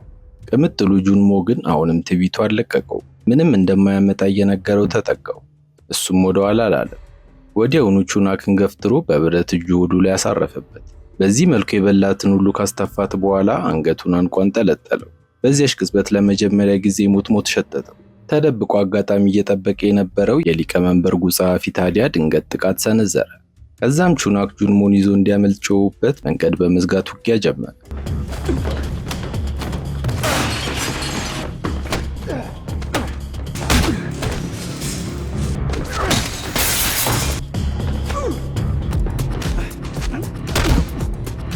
ለመጀመሪያ ጊዜ የሚመጥነው ተፋላሚ በማግኘቱ ደስታው ወደር አልነበረው። መጀመሪያ ላይ የተወሰኑ ምቶችን ማሳረፍ ቢችልም ቀሪዎቹ ጥቃቶቹ ግን አየር ላይ ቀሩ። ጫፉን መንካት እንኳን አልቻለም። ጊጁንን የተወሰነ የተፈታተነው ቢሆንም በመጨረሻ ግን እንደሌሎቹ ተዘረረ። እሱን እንዳሸነፈ ወዲያውኑ ፊቱን ወደ ጁንሞ ነበር ያዞረው። ሆኖም ቹናክ ቀድሞ መኪና ውስጥ ከቶ ተፈትልኮ ነበር። በመንገድ ላይ እያሉ አሁንስ ፍርሃት ተሰማዊ ሲል ጁንሞን ጠየቀው። እውነትም የቅምጥል ገና አሁን ነው የጊጁንን ታሪኮች በጠቅላላ እውነት መሆኑን የተረዳው። ከገባበት ድንጋጤ ገና ሲወጣ አንድ ሰው ድንገት ከመኪናው ፊት ለፊት ብቅ አለ። ሄቦም ነበር። ነገር ግን ቹናክ መኪናውን በከፍተኛ ፍጥነት እየነዳ ስለነበረ ሄቦም ሊደርስባቸው አልቻለም። ቹናክም ወደ ሊቀመንበር ጉ ደውሎ ጁንሞ ከሞት አፋፍ ላይ እንደተረፈ ሪፖርት አደረገ። ጉ በታላቅ ስጋት ውስጥ ሆኖ ልጁን በፍጥነት ወዳዘጋጁት ሚስጥራዊ ቦታ እንዲወስደውና የቦታውን ጥበቃ እንዲያጠናክር አዘዘው። እሱም ባለቃው ትዕዛዝ መሰረት በጥንቃቄ ቦታው ላይ ቢያደርሰውም ጁንሞ ግን ፍርሃቱ እንደውም እየጨመረ መጣ። መጠለያው ሰዎች የማይኖሩበት በጸጥታ የተዋጠ ጭር ያለ መሆኑ አስፈርቶታል። በሌላ በኩል ቾይ ከዚህ ቀደም ከጉንሞ ጋር ባደረገው ስብሰባ ያየውን ያልተለመደ ባህሪ በልቡ ማሰላሰል ጀምሯል። ጉንሞ ከሊቀመንበር ጁን ጋር የተያያዘ አንድ ሚስጥር እንደሚያውቅ ውስጡ ነግሮታል። በመሆኑም በስውር የድምፅ መቅረጫ መሳሪያ ገጥሞ ሊሆን እንደሚችል ጠረጠረ። ወዲያውን ወደ ጉንሞ የቪአይፒ ክፍል ገብቶን ፍተሻ አደረገ። እንደጠረጠረውም የድምፅ መቅረጫ መሳሪያዋን አገኛት። ቾይ ቀጥታ የሄደው አባቱ ጋር አልነበረም። መጀመሪያ ራሱን አግኝቶ አፋጠጠ። ጉንሞ ግን አልደነገጠም። እንደውም በንቀት እየተመለከተው ፈገግ አለ። በአቃቤ ሕግና በወንበዴዎች መካከል ምንም አይነት ልዩነት እንደሌለና ሁለቱም ለድርጅታቸው ጥቅም ብቻ እንደሚሰሩ ነገር። ጨምሮም ጊሶክ በምንም አይነት ሁኔታ ቢሞት ዋናው ነገር የሱ ሞት በጁን ግሩፕ ውስጥ ያሉትን ሰዎች ማወክ መቻሉ እንደሆነ ገለጸ። ቾይ ሌላ ጥያቄ ጠየቀው። እስካሁን ለዚህ ቡድን ደንታ እንደሌለው አስታውሶ አሁን ለምን የጁን ቡድን ጉዳይ እንደዚህ እንዳሳሰበው ጠየቀው። የጉሞን መልስ ታዲያ ያልተጠበቀ ነበር። ምንም አቃቤ ሕግ ብሆን የታወቀ የጋንግስተር ልጅ መሆኔን አትርሳ ብሎ መለሰለት። ይህን አጋጣሚ ተጠቅሞ የቦንጋን ግሩፕን ለማፍረስ እንዳሰበ አሳወቀው። የአባቱ ቡድን ደግሞ ሙሉ ከተማዋን በማናለብኝነት በቅርቡ እንደሚቆጣጠር ቃል ገባ።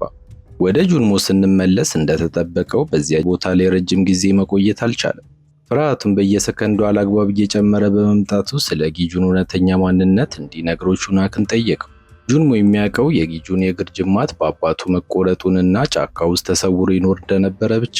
ጊጁን ለዓመታት የጋንግስተሮችን ልብ ሲያሸብር የኖረ ታሪካዊ ጀግና እንደነበረ አያውቅም። ቹናክ ታዲያ ከ20 ዓመታት በፊት የነበረውን ታሪክ ማውራት ጀመረ። በዚያን ዘመን ጊጁን በወንበዴዎች ዘንድ እንደ ታላቅ አፈ ታሪክ ይቆጠር ነበር። በዚያን ወቅት ከተማዋ በሊቀመንበር ኦ ትመራ የነበረ ሲሆን ጊጁን ባይኖር ኖሮ የዛሬዎቹ የጁናክ ግሩፕም ሆነ የቦንጋን ግሩፕ ፈጽሞ አይኖሩም ነበር። የሊቀመንበሮቹ ሕይወት እስከ ዛሬ ልትቆይ የቻለችው በጊጁን ምክንያት ነው። በዛን ጊዜ ቡሳን ከተባሉ ወንበዶች ጋር በተደረገ የንግድ ስምምነት ወቅት ቾይና ሊቀመንበር ጉ ወጥመድ ውስጥ ገብተው ተይዘው ነበር። ሁለቱም ተስፋ ቆርጠው ሞታቸውን እየጠበቁ በነበረበት ሰዓት ታዲያ ጊጁን እንደ ተራበ ተኩላ ከተፍ አለ።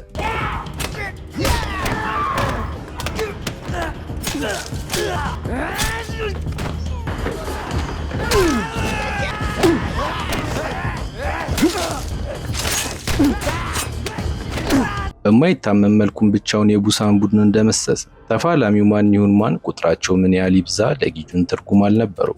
መውደቅ ያለበት ወደቀ፣ መሞት ያለበት ሞተ። ከዛች ቀን ጀምሮ በጨለማ ውስጥ ያለ ማንኛውም ጋንግስተር ይፈራው ጀመር። በሄደበት ሁሉ ጎንበስ ብለው ክብራቸውን ያሳዩታል።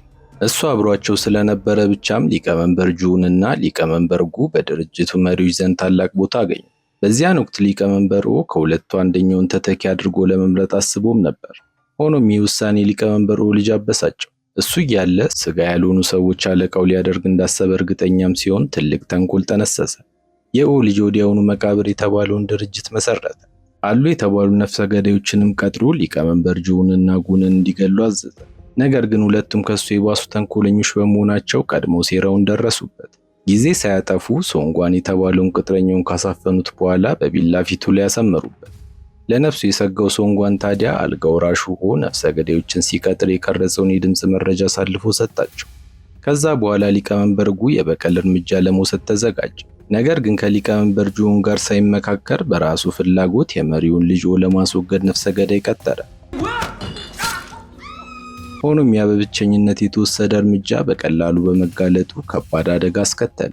ሊቀመንበር ኦ ልጁ እንደተገደለ ሲያቅ ሁለቱንም ማስሮ ምርመራ ያደርግባቸው ጀመር። በዚያች አስጨናቂ ሁኔታ ውስጥ ሲገባ ታዲያ ሊቀመንበር ጉ ለመጀመሪያ ጊዜ ፍርሃት ታየበት። ሙሉ እቅድና ሴራ የተቀነባበረው በጁን እንደሆነ ተናገረ። እንደ ዕድል ሆኖ ሊቀመንበር ጁን አስቀድሞ እንደሚመጣ አስቦ ስለነበር ያዘጋጀውን የመጨረሻውን ካርድ መዘዘ። እሱም ጀግናቸው ጊጁንን ነበር። ያለ ገላጋይ ሰተት ብሎ ገብቶ ሁለቱንም ከሞት አፋፍ አተረፋቸው። እነሱም አጋጣሚውን ተጠቅመው ስልጣኑን ሙሉ በሙሉ ተቆጣጠሩት። በመጨረሻም ሁለቱ ተባብረው ሊቀመንበሩን ከስልጣኑ ገልብጠው የሲውልን ግዛት እኩል ተካፈሉ። በኋላ ላይ የጁን ግሩፕ እና የቦንጋን ግሩፕ የተባሉ ሁለት የተለያዩ ሀያላን ድርጅቶች መሰረቱ። ከዚያች ምሽት ጀምሮ ሁለቱ ሊቀመንበሮች የሚያስማማቸውን ሕግ አወጡ። አንደኛው የሌላኛውን ወገን አባል ከነካ በሕይወት ዋጋ ይከፍላል የሚል ጥብቅ ሕግ አወጡ። እንደ ቹናክ ገለጻ ከሆነ ጊጁን በዚያ ታላቅ ጦርነት ውስጥ ብቸኛው ጀግናቸው ነበር። ሆኖም ከ10 ዓመት በፊት ሕጋቸውን መጀመሪያ የሚሰበረው ራሱ ሆኖ ተገኘ። የተወሰኑ የሊቀመንበር ጉን ቅጥረኞች በመግደሉ ሕጉን ለመጀመሪያ ጊዜ ሰበር። ቢሆንም የጊጁን ስምና ዝና ታላቅ በመሆኑ ሕይወቱን ከማጥፋት ይልቅ የእግር ጅማቱን በመቁረጥ ራሱን እንዲሰውር ፈቀዱለት። ቹናክ ታሪኩን ከጨረሰ በኋላ እንደ ቅድሙ በጊጁን ላይ አላስፈላጊ ድፍረት እንዳያሳይ አጥብቆ መከረው። ጁንሞ የታሪኩን መጨረሻ ካዳመጠ በኋላ አንገቱን ነቀነቀ። ይህ በወንበዴዎች የተፈበረከ ተረት ተረት ነው ሲልም አጣጣለው። አሁንም ጊጁንን የሚፈራው ሰው ይፍራው እንጂ እኔ በፍጹም አልፈራውም በማለት በኩራት ተናገረ። ቹናክ በረጅሙ ከመተንፈስ ውጭ ምንም ማድረግ አልቻለም። ይህ በእንዲህ እንዳለ ጊጁን መቃብር ወደ ተባለው ድርጅት ተመልሷል። በሰዓቱ ሶንጓን በሁለት ኃያላን ቡድኖች መካከል በቅርቡ መጨፍለቁ እንደማይቀር ስለተረዳ ዕቃውን ሰብስቦ ለማምለጥ እየተዘጋጀ ነበር። ነገር ግን ጊጁንን ባየው ጊዜ ወዲያውኑ አቋሙን ቀየረ። ከንግድ ጉዞው እንደተመለሰ አስመስሎ ሊሸውደው ጣረ። ለማምለጥ ምንም አይነት ሐሳብ እንደሌለውም አስረግጦ ገለጸ። ጊጁን ግን የሱ ውሳኔ አላሳሰበውም። እዚህ የመጣው ጁንሞን የት እንደደበቁት ፈልጎ እንዲያገኝለት ብቻ ነው። አሳይመንቱን ከሰጠው በኋላም ወደ ሂቦም አመራ። እንዳገኘውም ጁንሞን ስላመለጠው ይቅርታ ነበር የጠየቀው። ጊጁን ግን አልወቀሰውም። በዚያች ቅጽበት የጊጁን የድሮ ወዳጅ ቦታው ላይ ተገኘ። የጊሶክን ሕልፈትና ያስገደለውም ጁንሞ መሆኑን ያውቃል። ስለዚህም ጊጁን ብቻውን ከቦንጋን ግሩፕ ጋር እንዲዋጋ ባለመፈለጉ ጦርነቱን ከጎኑ ሆኖ ለመፋለም ቆርጧል። ጊጁን በጥንካሬው ማንኛውንም አደጋ መወጣት እንደሚችል ቢያቅም እርዳታ እንደሚያስፈልገው በሚገባ ያውቃል። በመሆኑም የሊቀመንበር ጁንን እርዳታ እንዲጠይቅና የማሸነፍ እድሉን እንዲያሰፋ መከረው። ሄቦም ግን ሊቀመንበር ጁን እውነቱን እያወቀም ቢሆን ታዛዦቻቸውን አንዳች እርምጃ እንዲወስዱ ማዘዛቸውን በመግለጽ ጊጁን በራሱ መንገድ ብቻ መሄድ እንዳለበት ተናገረ። በሌላ በኩል ጁንሞ በመጠለያ ውስጥ ለረጅም ጊዜ መቀመጡ ስላሰለቸው በቁጣ እቃዎችን መስበር ጀምሯል። ሆኖም ጥበቃዎቹ አላነቃንቅ ስላሉት ማምለጥ አልቻለም።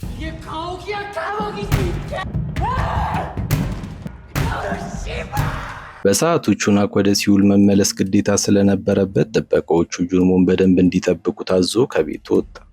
በመንገድ ላይ እያለ ታዲያ ድንገት ከጁንሞ የስልክ ጥሪ ደረሰው። ጊጁን ቢሞት እኔ ነፃ እወጣለሁ ወይ ሲልም ጠየቀው። ቀደም ሲል የቀጠራቸውን የጃፓን ነፍሰ ገዳዮች እንደገና ማናገሩንና እነሱም ጊጁንን ለማስወገድ እንደተስማሙ ገለጸለት። በመቀጠልም ቹናክ ጊጁንን ስለሚቀርበው አስማምቶ ወዳዘጋጀለት ወጥመድ እንዲያመጣው ጠየቀው። ቹናክ ከዚህ ቀደም በተደጋጋሚ የረዳው ባለውለታውን አሳልፎ ለመስጠት አልፈለገም። ሆኖም ይህንን ካላደረገ ሴት ልጁን እንደሚገላት ዛተበት። ከጓደኛውና ከልጁ መካከልም የበለጠበትን እንዲመርጥ አስገደደው።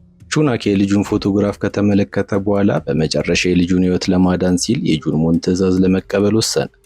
በመጨረሻም እንደተባለው ጊጁንን ብቻውን ለማግኘት ቀጠሮ ያዘ። ተገናኝተው ማውራት እንደጀመሩ ታዲያ ከዓመታት በፊት ያደረገለትን ውለታዎችና እርዳታ እያስታወሰ አመሰገነው። ጊጁን ግን ጊዜ ማባከን አልፈለገም። በመሆኑም ቹናክ ቀጥታ ወደ ጉዳዩ እንዲገባ አዘዘው። እሱም ወዲያውኑ ጁንሞ የተደበቀበትን ሚስጥራዊ አድራሻ ቀጥታ ለጊጁን አስረከቡ። በቀሉን በፍጥነት ለመወጣት ከሱ ጎን ሆኖ ሊረዳው እንደሚፈልግም ተናገረ። ጊጁን ግን ሞኝ አይደለም። ቹናክ ወደ ወጥመድ ሊከተው እንደፈለገ ወዲያውኑ ስለተረዳ የተሰጠውን አድራሻ ርቆታል። ሆኖ ሙሉ ለሙሉ እርግጠኛ መሆን ስላልቻለ እያወቀም ቢሆን ወደ ተባለው ቦታ ለመሄድ ወሰነ። በዚህ ድርጊቱም ከቹናክ ጋር የነበረው ወንድማማችነት እስከ መጨረሻው ተበጠሰ። ጊጁን የበሩን እጀታ ጠምዝዞ ወደ ክፍሉ እንደገባ ሁለት የጃፓን ወንበዴዎች መሳሪያቸውን መዘው ተወረወሩበት። በፍጥነት በመሸሽ አቅራቢያ የነበረውን ፍራሽ እንደ መከታ በመጠቀም ጥቃታቸውን መከተ። በመቀጠልም በተከታታይ በሰነዘራቸው ብረት ምቶቹ ሁለቱንም ያጋጫቸው ጀመር።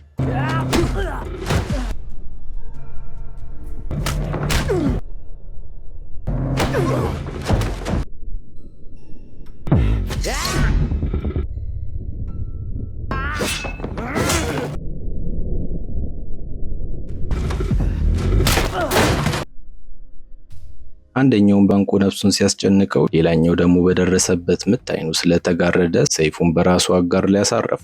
ከዛ በኋላ አልተቸገረም። ወዲያውኑ ከወደቁት የጃፓን ወንበዴዎች የአንደኛውን ስልክ በማንሳት ቀጥታ ወደ ጁንሞ ደወለ። በዚያች ሰዓት ጊጁን ተገደለ አልተገደለ እያለ በትዕግስት ማጣት ሲቁነጠነጥ የነበረው ጁንሞ ተንቀዥቅዦ አነሳው። እሱም በተረጋጋ ድምፅ ሁለቱንም ገድያቸዋለሁ፣ አሁን የቀረኝ አንተ ብቻ ነህ ሲል መለሰለት። ይህንን የሰማው ጁንሞ ታዲያ ፊቱ ነጭ ሆነ። ፍርሃቱ ሰውነቱን ወረረው። በዚያች ቅጽበት ከ10 ዓመታት በፊት የነበረው እውነት ይፋ ሆነ። በዛን ጊዜ ጊጁን በሊቀመንበርጉ ውሳኔዎች የተስማማው በሕጉ ምክንያት ብቻ አልነበረም። ይልቁንም ሊቀመንበርጉ ከጊዞክ ጋር የተያያዘ አንድ ትልቅ ሚስጥር በእጁ ይዞ ስለነበር ነው። ከ20 ዓመታት በፊት ገና የመሪውን ልጅ እንዲገድል በሚስጥር የተላከው ራሱ ጊዞክ ነበር። ያቺ ጥፋት ታዲያ በኋላ ዋጋ አስከፍለዋለች። ወደ አሁኑ ስንመለስ ሊቀመንበርጉ መነጽር ከሚያደርገው አማካሪው ጋር ሚስጥራዊ ስብሰባ ላይ ይገኛል። ዮንግ ይባላል። ከ10 ዓመታት በፊት ለሁለቱ ሊቀመንበሮች ሕጉን እንዲያወጡ ያማከራቸው ሰው በመሆኑ የተፈጠረውን ሁሉ በደንብ ያስታውሳል። የዛኔ ሕጉን የሰበረው ሊቀመንበርጉ በመሆኑ ሁሉንም ዋጋ መክፈል ነበረበት። ሊቀመንበርጉ ግን ስለ ሕጉ ማውራት አልፈለገም። ይልቁንም በሰላም አብሮ መኖር በሚለው ነጥብ ላይ አተኮረ። ልጃቸው ጁንሞ ከተገደለ የሰላም ስምምነቱ ምንም ትርጉም እንደሌለው ገለጸ። በተመሳሳይ ሰዓት ደግሞ ሊቀመንበር ጁን ጉዳዩን እንዳላየ እንዳልሰማ ሆኖ ለማለፍ ቃል ስለገባ አሁን የቀረው ብቸኛ እንቅፋት ጊጁን ብቻ ነው። ጊጁን ከተወገደ ሁሉም ነገር ወደ ነበረበት እንደሚመለስ በመግለጽ ዮንግ ጊጁንን የሚያስወግድበትን ስልት እንዲነድፍለት ለመነ። በኃይል ማሸነፍ ካልተቻለ ተንኮል መጠቀም እንደሌለባቸውም ገለጸ። ሊቀመንበርጉ የራሱ እቅድ እንዳለውና የሚፈልገው የዮንግን ትብብር ብቻ መሆኑን አስረድቶ ጥሎት ወጣ።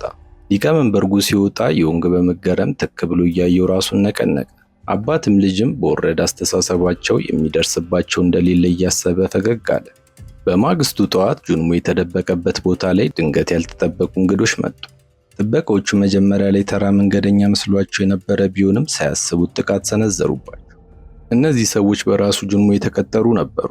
በማርሻል አርት የተካኑ በመሆናቸውም ጥበቃዎቹን በቀላሉ አሸንፈው ውስጥ መግባት ችለዋል።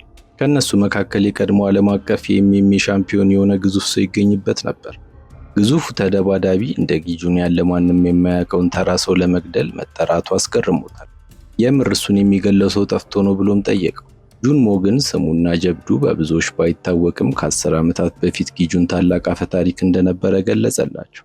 በመቀጠልም እሱን መግደል ከተቻለ 1 ቢሊዮን ዋን እንደሚከፍላቸው ቃል ገባ። ይህን ሲሰሙ ታዲያ ሁለቱም በደስታ ተሞሉ። ነፃ ስጦታ አድርገው ነበር የቆጠሩት። ከደቂቆች በኋላ ቹናክ ወደ መሸሸጊያው ተመለሰ። በየቦታው ተደብድበው የወደቁትን ጥበቃዎች ሲመለከት ደንግጦ ወደ ውስጥ ሲገባ ጁንሞም እንደተሰወረ ተረዳ። በታላቅ ስጋት ውስጥ ሆኖ የሲውልን ከተማ ገልብጠውም ቢሆን ጁንሞን እንዲፈልጉት ለጥበቃዎቹ ትዕዛዝ ሰጠ። ጥበቃዎቹ እንደወጡ ግን ጁንሞ ደወለለት። ቹናክ ያሰበውን ሁሉ ትቶ ወደ ቤቱ እንዲመለስ ቢለምነውም እሱ ግን ጊጁንን በራሱ እጅ መግደል ስላሰበ ለመመለስ ፈቃደኛ አልሆነም። በተመሳሳይ ሰዓት ጊጁን የበፊት ጓደኛው ጋር ለሕክምና ሄዷል። ቀደም ሲል ጊጁን ምንም ያህል ቢቆስል እንኳን ህመሙን ዋጥ አድርጎ ያሳልፍ ነበር። አሁን ታዲያ እርዳታ ፍለጋ ወደሱ መምጣቱን ሲመለከት እያረጀ መምጣቱን ተረዳ። ይህ ወዳጁ የበቀል ፍላጎቱ ቢገባውም ህይወት አጭር በመሆኗ ራሱን እንዲጠብቅና እንዲንከባከብ መከረው። ቁስሉን በደንብ አድርጎ ካሰረለት በኋላ ታዲያ ኮሪደሩ ላይ ሆኖ የሚቀጥለውን እርምጃውን ማሰላሰል ጀመረ። ድንገት ግን ከቅርብ ወዳጁ የስልክ ጥሪ ደረሰው። ወዳጁ ጉዳዩን ለመፍታት ወደ ሊቀመንበር ጁን ለመሄድ አስቧል። ጊጁን ግን ውጤቱን አስቀድሞ ስለሚያውቅ በከንቱ እንዳይለፋ መከረ። በዚያችው ቅጽበት ያልተጠበቀ ድምፅ በስልኩ ውስጥ አስተጋባ። ድምፁ የጁንሞ ነበር። ጊጁን እዚህ ይሆናል ብሎ ገምቶ የመጣ ሲሆን ሰውየውንም ወዲያውኑ ስልኩን ዘጋው። በመቀጠልም መሞት ካልፈለገ ቀጥ ብሎ ወደ ቤቱ እንዲመለስ አስጠነቀቀው። ጁንሞ ግን በእብሪት ተሞልቶ በፍጹም እንደማይፈራ ተናገረ። ይህንን ሲሰማ ሰውየው ደሙ ፈላ። ጁንሞ ከአባቱ ይባስ ደንቆሮ እንደሆነ ነግሮት ቤቱን ለቆ እንዲወጣ ጠየቀው። በስድቡ የተበሳጨው ጁንሞ ታዲያ በቤዝቦል ዱላ እስኪሞት ድረስ በጭካኔ ደበደበው። ነገሩ ሁሉ ካከተመ በኋላ ቹናክ ቦታው ላይ ደርሶ የወዳጁን አሰቃቂ ሞት ተመለከተ።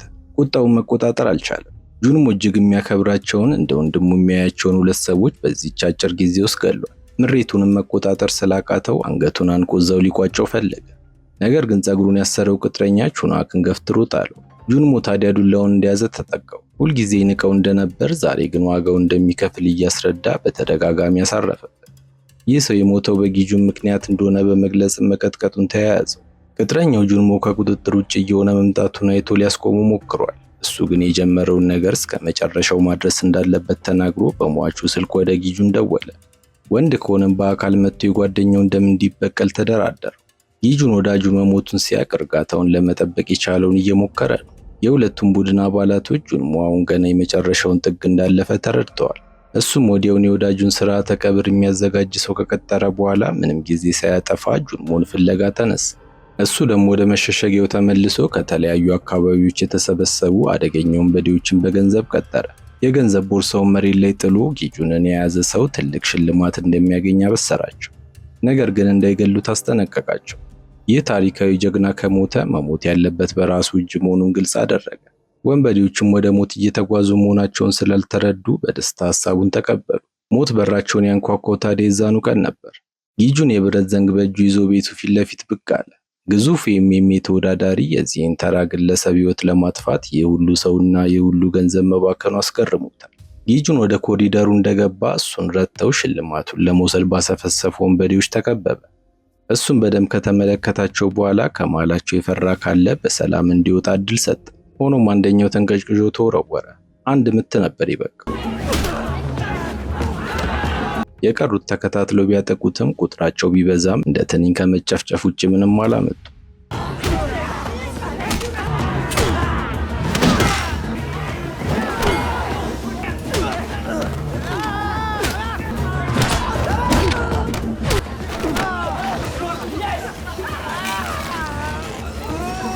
የሚኮሩበት የኤምኤምኤ ተፋላሚ እንዳይሆኑ ሆኖ ሲመለስ ነበር ሁሉም ፍርሃታቸውን መቋቋም ያቃታቸው። ሁኔታውን በካሜራ የሚከታተለው ጁንሞ ታዲያ የሚገባበት ጠፋው። በከፍተኛ ፍርሃት ተንቀጠቀጠ። አሁን ዕቃ ጨዋታ እንደማያዋጣው ሲገባው ጥበቃዎቹ ጊጁንን በሕይወት ከመያዝ ይልቅ እንደምንም እንዲገሉ ታዘዘ። ነገር ግን አንዳቸውም ጫፉን መንካት አልቻሉ። ጊጁን ዱላውን ትቶ ወደ ቢላዋ ሲዘዋወር ደግሞ አይጣል ነበር።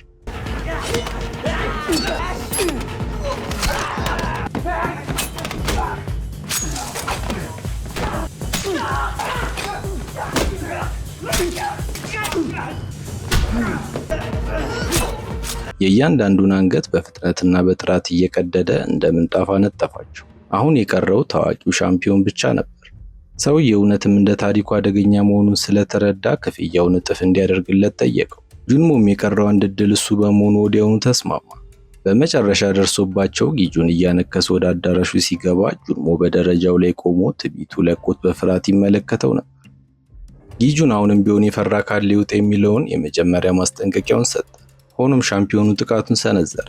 በኃይል ገፍትሮ ከደረጃው ላይ ጣለው። ከዛም የበላይነቱን ወስዶ ለደቂቃዎች መጥፎ ምቶችን አሳረፈበት። ይህንን የተመለከተው ጁንሞ ታዲያ ትልቅ እፎይታ ተሰምቶት ታናሽ ወንድምህን የገደልኩት እኔ ነኝ፣ አሁን ምን ታመጣለህ እያለ መፎከር ጀመረ። ይቺ ንግግር ጊጁንን አንገበገበችው። ውስጡ ተቋጥሮ የነበረው ሐዘን ሁሉ ፈንቅሎት ወጣ። ወዲያውም የመስታወት ስባሪ አንስቶ የሻምፒዮኑ አይን ላይ ሰካው። ከዛም በተከታታይ በሰነዘራቸው ምቶች በቀላሉ ዘረረው። የብረት ዘንጉን አንስቶ ወደ ጁንሞ መራመድ ሲጀምር ጁንሞ እየተንቀጠቀጠ ጠመንጃውን መዘዘ። ሆኖም አንዷም ጥይት አላገኘችው። ጠመንጃውን ተቀብሎ እግርና እጁን ከሰበረው በኋላ ያለው አማራጭ መለመን ብቻ ሆነ። የኔ መሞት ወንድምህን አይመልስም እያለም ተለማመጠ። እሱ ግን ይበልጥ በሰማው ቁጥር ንዴቱ እየጨመረ ነበር ይመጣ። መብረት ስላልቻለ በቁጣ እንደተሞላ የመጨረሻው ምት በመሰንዘር እስከ ወዲያኛው ሸኘ።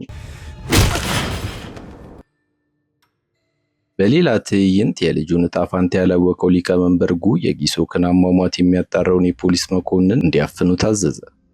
የጊሶክ ማዕረግ ያለው ሰው በምሽት ጥበቃ ላይ ተሰማርቶ ነበር ብሎ ማመናቸው አልተዋጠለትም። በዛ ላይ ሬሳው በተገኘበት ወቅትም ፖሊስ ምንም አይነት ሪፖርት አቅርቦ ስላልነበረ ሊቀመንበር ጉ ፖሊስ የሚያውቀው ሚስጥር እንዳለ ጠርጥሯል። ፖሊሱን ታዲያ ለሰዓታት አፍነው ሲደበድቡት ከቆዩ በኋላ እውነቱን ተናገረ። ከእውነተኛው የግድያ አዛዥ ጀርባ ያደረገውን ንግግር ድምፅም አሰማቸው። ሊቀመንበር ጉ የድምፁን ባለቤት ወዲያውኑ ለይቶታል። በፍርሃት ተውጦ ወደ ጁንሞ ቢደውልም ስልኩን አያነሳም። ብዙም ሳይቆይ ታዲያ ስልኩ ጠራ። ደዋዩ ጁንሞ ሳይሆን ጊጁን ነው። የደወለለት ልጁ በሕጉ መሰረት የሚገባውን ቅጣት እንደተቀጣ ሊያበስረው ነበር። ሊቀመንበር ጉ እውነቱን ሊነግረው ቢፈልግም ጊዜው ረፍዶ ስለነበር በታላቅ ተስፋ መቁረጥ ውስጥ ወደቀ። ጊጁንም ቢሆን በቀልና ሐዘኑ አልበረደለት። በመኪናው ውስጥ ገብቶ መንገድ እንደጀመረ አይምሮ በወንድሙ ትዝታዎች ተጥለቀለቀ። ለዓመታት እንደ ማሽን ሲኖር የቆየው ጊጁን ለመጀመሪያ ጊዜ ጥልቅ ሐዘኑን በእንባ ገለጸ። በዚያችው ቅጽበት ግን አንድ መኪና መንገዱን ዘግቶ በከፍተኛ ፍጥነት ገጨው። በሰዓቱ ትኩረቱ ተሰርቆ ስለነበር መኪናውን አቅጣጫዋን ስታ ከድልድዩ ላይ ወደቀች። ነፍሰ ገዳዩ ከመኪና ወርዶ ለበላይ አለቃው በመደወል ጊጁንን እንዳስወገደው ሪፖርት አደረገ። ይህ ቅጥር ነፍሰ ገዳይ ቀደም ሲል ጊሶክንም የገደለው እሱ ነበር። በዚያች የሞት ምሽት ጊሶክ ወጣቶቹን ካባረረ በኋላ ሊፍት ውስጥ ከተደበቀው ነፍሰ ገዳይ ጋር ተፋጠጠ። መጀመሪያ ላይ የተወሰነ ቢቋቋውም ነፍሰ ገዳዩ ባለሙያ በመሆኑ ዋና የሰውነት ክፍሎቹን ወቅቶ አቅም አሳጣ። ጊሶክ በከባድ ሁኔታ ቆስሎ እስከቻለው ቢታገልም በመጨረሻ ግን አንገቱ ላይ ተወግቶ ሕይወቱ አለፈ። አሁን ላይ ታዲያ በነጋታው የአደጋ ጊዜ ሰራተኞች የጊጁንን መኪና ከወንዙ ውስጥ ጎትተው አወጡ። ነገር ግን ቦታው ላይ ምንም አይነት አስክሬን ማግኘት አልቻሉም። በሰዓቱ ጊጁን ማዕበሉ እየገፋው አቅራቢያው ወደሚገኝ የውሃ ዳርቻ ወጥቶት ነበር። ኤጎን መንገድ ላይ አግኝቶት ወደ ሕክምና በወስደው ኑሮ አይተርፍም ነበር። በተመሳሳይ ሰዓት ሊቀመንበር ጁን ውጥረት ውስጥ ገብቷል። የጊጁንን ዜና ከሰማ በኋላ የምሮ ረፍት አጥቷል። ጁንሞን አስወግዶ ገና ከመውጣቱ የመኪና ግጭት መግጠሙ በስርዓት የታቀደ መሆኑን ነግሮታል። ይህንን እያውጠነጠነ በነበረበት ሰዓት ከሊቀመንበር ጉ የአስቸኳይ ስብሰባ ጥሪ ስለደረሰው ወደ ቦታው አቀና። እንደተገናኙ በልጁ ሞት የተሰማውን ሐዘን ነበር የገለጸው። ቀጥሎም ያልተጠበቀ ጥያቄ ሰነዘረ። የበቀል እርምጃ ለመውሰድ ሲል ጊጁንን አስገድሎት እንደሆነ ጠየቀው። ሊቀመንበር ጉ ግን እሱ አድርጎት ቢሆን ኖሮ ጊጁን እንደዚህ በቀላሉ እንደማይሞት አስረዳው። ሊቀመንበር ጉ አንድ ነገር ማረጋገጥ እንደሚፈልግ ገለጸ። በምርመራው ወቅት ለፖሊሱ ጉቦ ከፍሎ የጊሶክን አሟሟት የሸፋፈነው ግለሰብ ገንዘቡን የላከው ከጁን ግሩፕ የባንክ ሂሳብ እንደሆነ አሳወቀው። ሊቀመንበር ጁን በድንጋጤ ደርቆ ምንም የሚያውቀው ነገር እንደሌለ ቢያስረዳም እሱ ግን ከጀርባው ያላችሁት እናንተ ናችሁ ብሎ ወነጀለው። እንደ ሊቀመንበር ጉ ግምት ከሆነ ጊሶክ ንግዱን እንዲወርስ በጭራሽ እንደማይፈልግ ያውቃል። በመሆኑም ጊሶክን ለማስገደል ሰው ቀጥሮ ጥፋቱን በጁንሞ ላይ አላከከው። ከዚያም ጊጁንን እንደ መሳሪያ በመጠቀም በጁንሞ ላይ በቀል እንዲወጣና እንዲገለው አደረገ። ነገር ሁሉ ሲጠናቀቅ ታዲያ ሚስጥሩ መቼም እንዳይወጣ ጊጁንም እንዲወገድ ተደረገ። በዚህም የቦንጋን ግሩፕ በሊቀመንበር ጁን ይወድቃል ማለት ነው። የተመረጠው ተተኪና አዲሱ ንጉስ ደግሞ የሊቀመንበር ጁን ልጅ የሆነው አቃቤ ሕጉ ጉሞን ይሆናል። ሊቀመንበር ጁን በደንብ ካዳመጠው በኋላ ይህ የፈጠራ ታሪክ ነው በማለት በስላቅ ነበር ያለፈው። እሱ ግን ግምቱ ትክክል ይሁን ስህተት ለምክንያቱ አንዳች ቦታ አልሰጠውም። እዚህ ደረጃ ላይ ከደረሱ መፍትሄው ከሁለቱ አንዳቸው መወገድ እንዳለበትና ይህም ግልጽ የጦርነት ጥሪ እንደሆነ አወጀ። የዛኑ ቀን ሊቀመንበር ጁን በፍጥነት ተመልሶ የድርጅቱን ከፍተኛ መሪዎች ሰበሰበ። በዚህ ዘመን ግጭቶችን በኃይል መፍታት እንደማይቻል የሚገልጹ አስተያየቶች ቢኖሩም እጃቸውን አጣምረው ደግሞ መቀመጥ አልቻሉም። ሊቀመንበር ጁን ውጊያ ውስጥ ቢገባ እንኳን ስልጣኑን የሚጠብቅበትን መንገድ ለመፈለግ ወደ አማካሪው ዮንግ አመራ። እንዳገኘው ግን እንደተጠቀመበትና እንዳታለለው እንደተሰማው ነገረው። ከጁን ግሩፕ ሂሳብ ስለወጣው ጉቦ አንስቶ ከሱ ውጪ ያንን ሂሳብ መጠቀም የሚችለው ዮንግ ብቻ መሆኑን አስታወሰው። ለፖሊሱ ጉቦ የሰጠው እሱ ከሆነ ጠየቀው። ዮንግ ግን በጭራሽ አለ። ከሁለቱ ውጪ ይህን የማድረግ ስልጣን ያለው ሌላም ሰው መኖሩን እንዳይረሳ አሳሰበው። ሊቀመንበር ጁን ልጁ በዚህ ውስጥ በፍጹም እጁ እንደማይገባ በሙሉ የራስ መተማመን ነበር ያሳወቀው። ዮንግ ግን ሽማግሌዎች ማመን የሚፈልጉትን ብቻ ያምናሉ ሲል ፈገግ አለ። ይህ በእንዲህ እንዳለ በቦንጋን ግሩፕ በኩልም ከፍተኛ መሪዎች ተሰብስበው ስለ ጦርነቱ እየተመካከሩ ይገኛል። ድንገት ግን የፖሊስ ኃይሎች ቤቱን ጥሰው ገቡ። ሙሉ ግቢውን መበርበሪያ የፍርድ ቤት ትዕዛዝ አሳይተው ሙሉን አመራር በቁጥጥር ስር አዋሉ። ሊቀመንበር ጉ ብቻ ቀድሞ አምልጦ መውጣት በመቻሉ ተረፈ። ይህ ሁሉ የጉንሞን የተቀናጀ እቅድ አካል ነበር። ዋናው አቃቢ ሕግ ጋር እየተመካከሩ አሳቻ ሰዓት ሲፈልጉላቸው ነበር። አለቃውን በሰራው ስራ በጣም ተደስቶ በቆራጥነቱ አሞገሰው። ጉሞን ግን አንዴ ታማኝነቱን ለሕግ ስለሰጠ የገዛ አባቱንም ቢሆን እንደማይምር ግልጽ አደረገ። ይህ ትልቅ እቅዱ የመጀመሪያ እርምጃው ብቻ እንደሆነና የቀሩትንም ዋኒ መወርወሩ እንደማይቀር ቃል ገባ። በመጨረሻም የአባቱን ድርጅት ለመበርበር የሚያስችል እቅድ ለአለቃው አቀረበ። በሌላ በኩል ጊጁን ከደረሰበት ጉዳት አገግሞ እንደተነሳ ወዲያውኑ ልብሱን ቀያይሮ ከሆስፒታል በስውር አመለጠ። መጀመሪያ ሄደው ሂቦም ጋር ነበር። የሟች ወንድሙን የመኪና ቁልፍ ከተቀበለው በኋላ የመኪናውን የታርጋ ቁጥር እንደቀየረው ነገረው። ጊጁንም አመስግኖት ቀጥታ ወደ መቃብር ድርጅት አመራ። በዚያን ወቅት ሶንጓንና አጋሮቹ ሁለት ችግሮች የሆኑባቸው ጁንሞና ጊጁን መሞታቸውን በማሰብ በደስታ እየጨፈሩ ነበር። ጊጁን አንዳችም ድምፅ ሳያሰማ ወደ ውስጥ ገብቶ ከሶንጓን አጠገብ ተቀመጠ።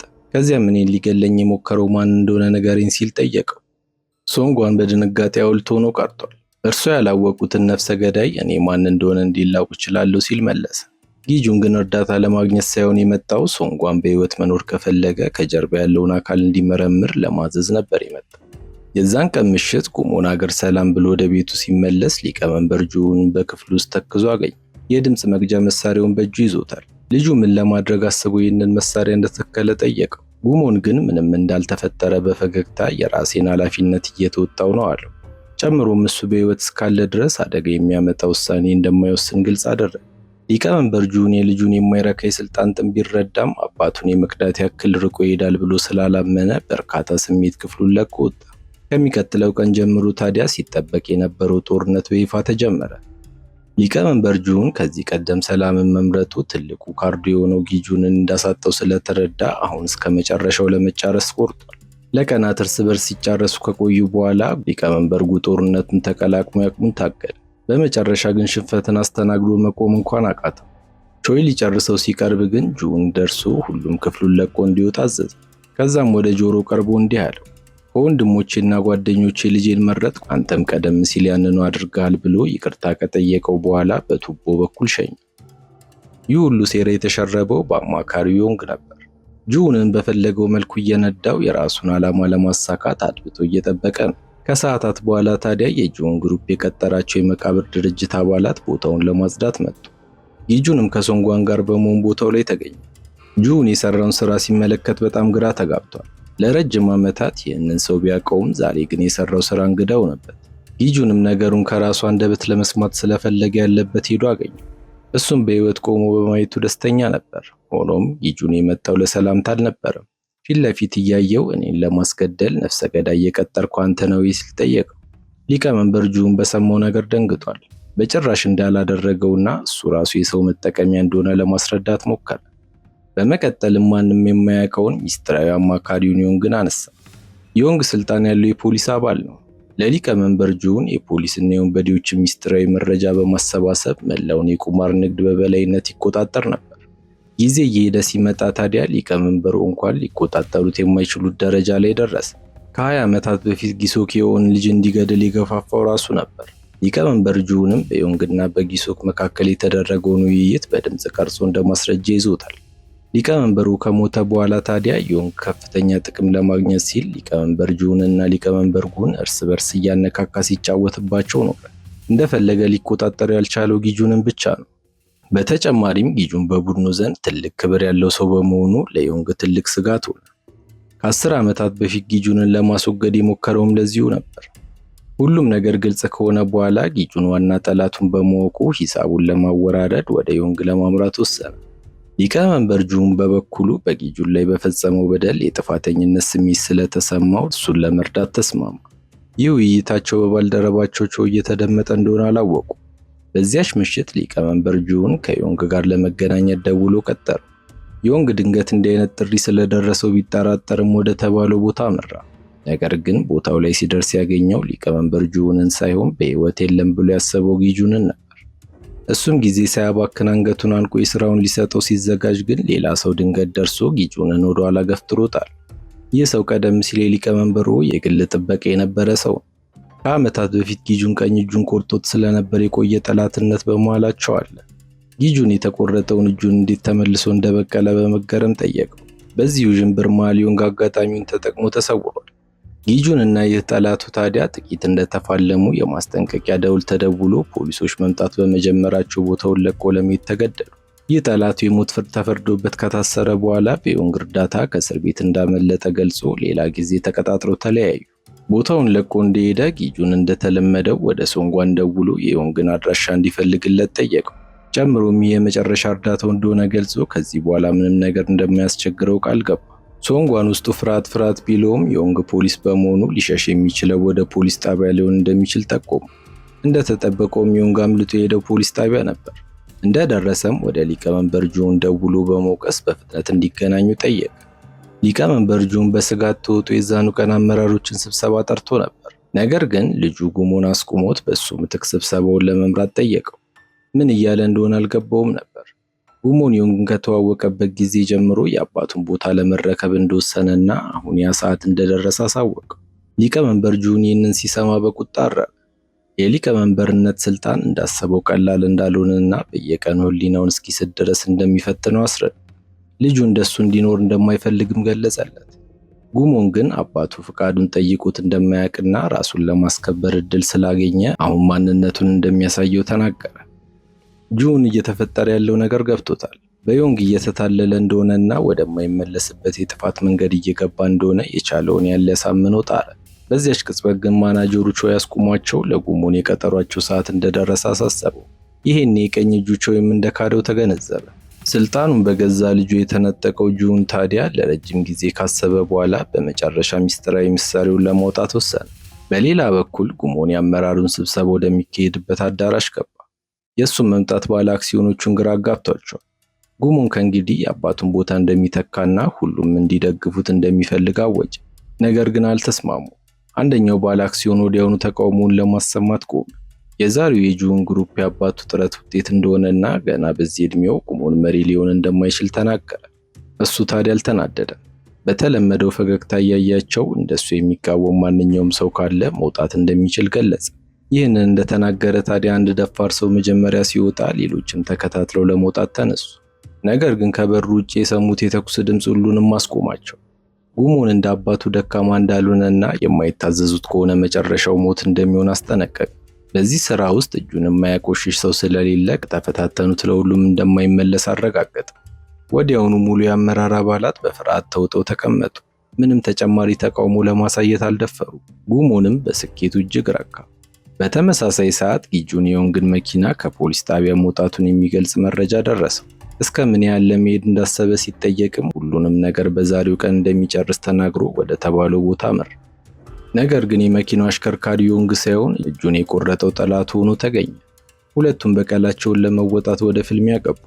ይህ ሰው እንደሌሎቹ አልነበረም።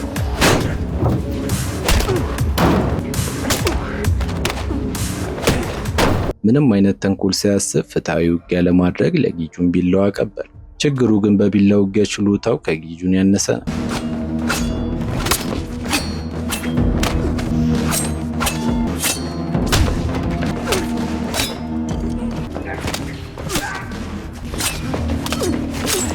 በሰውነቱ ላይ በርካታ ቁስሎችን ካሳረፈበት በኋላ እጁን ከመኪናው መስኮት ጋር አያይዞ ወጋው።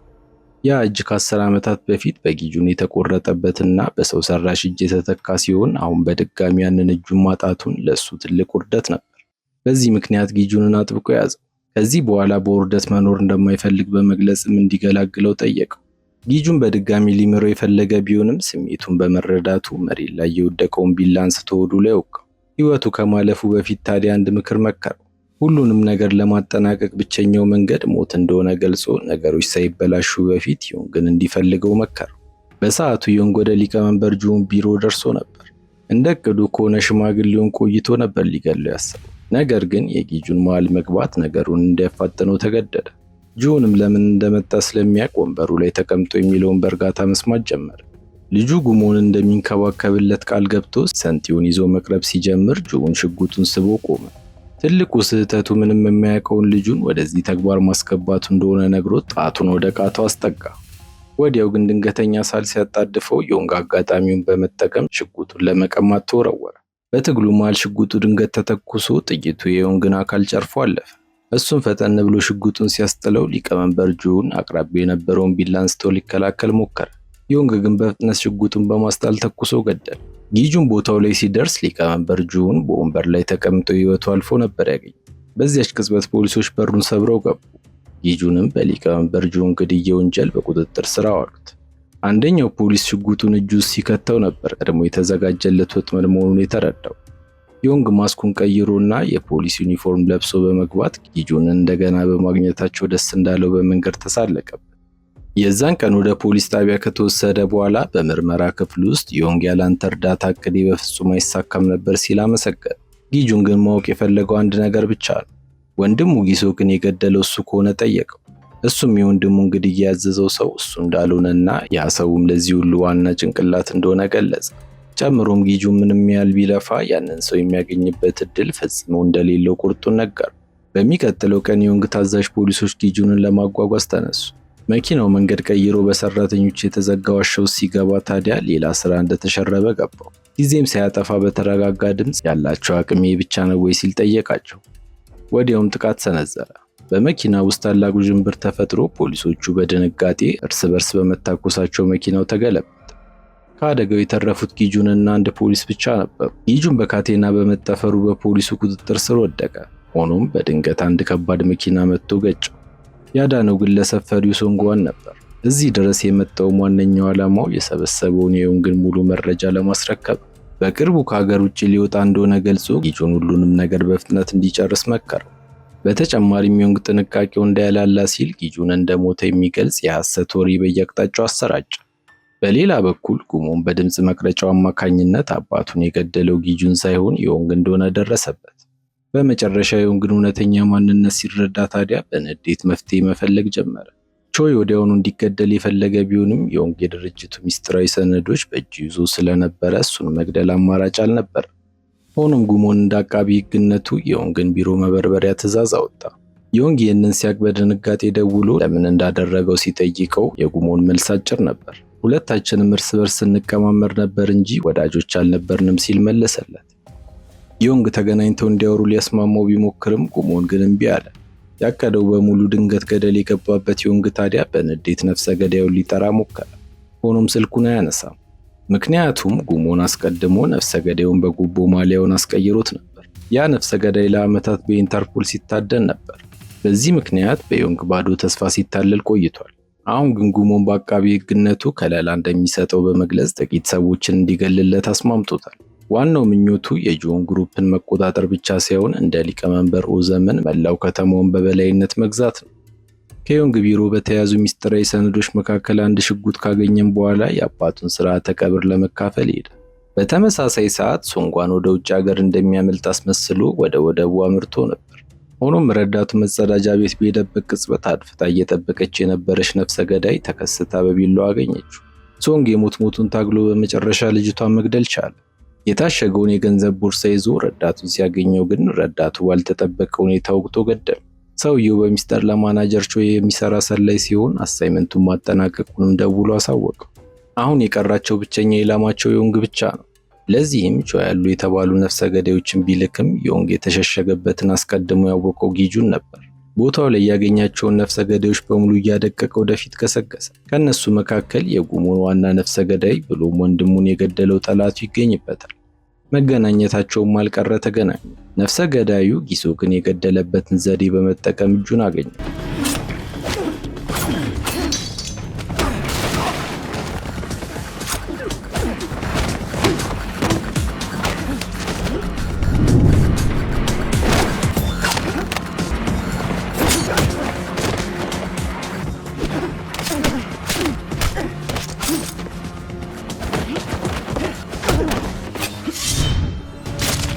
ነገር ግን ጊጁን እንደ ወንድሙ አልነበረም።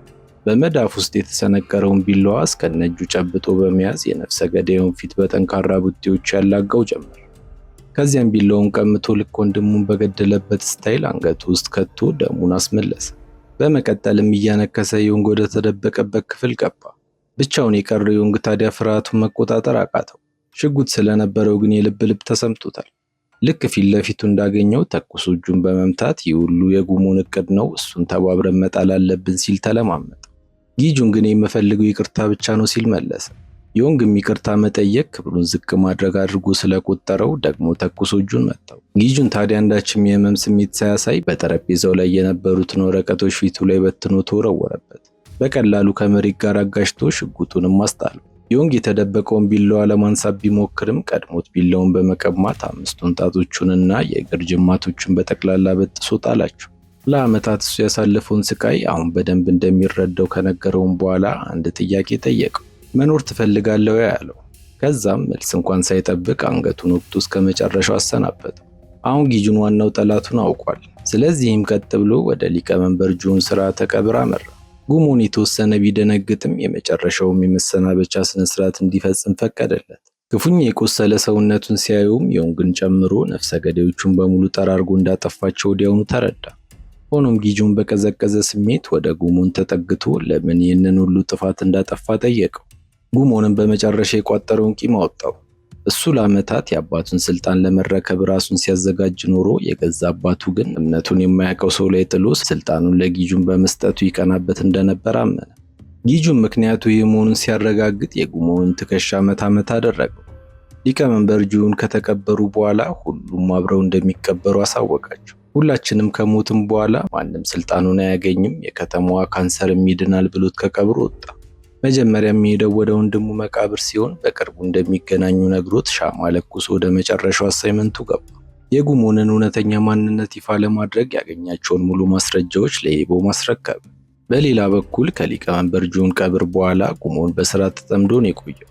አዲሱ ድርጅታቸው በከንቲባው ተቀባይነት ስላገኘ የሁለቱም ቡድን የማዋሃድ ስራ ተጀመረ። ነገር ግን በዚያው ቀን ጉሞን በጋንግስተሩ ዓለም ያለው ስልጣንና ስንት ሰዎችን እንዳስገደለ የሚያጋልጥ የድምፅ ማስረጃ በዜና ተሰራጨ።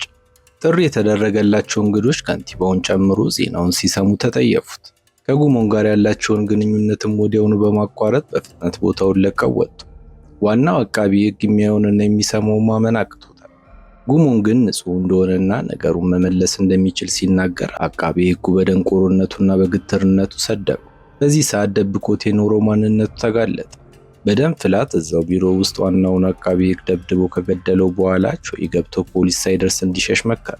እሱም ከስብሰባው አዳራሽ ለመውጣት ተገደደ። በዚያች ቅጽበት ጊጁን ብቅ አለ። ለጥበቃዎቹ ሁለት ምርጫ ሰጣቸው፣ መንገድ እንዲለቁለት ወይም እንዲፋለሙት። ጥበቃዎቹ ፈራ ተባ እያሉ ሊተኩሱ ሲዘጋጁ ግን ቾይ ያስቆማቸው።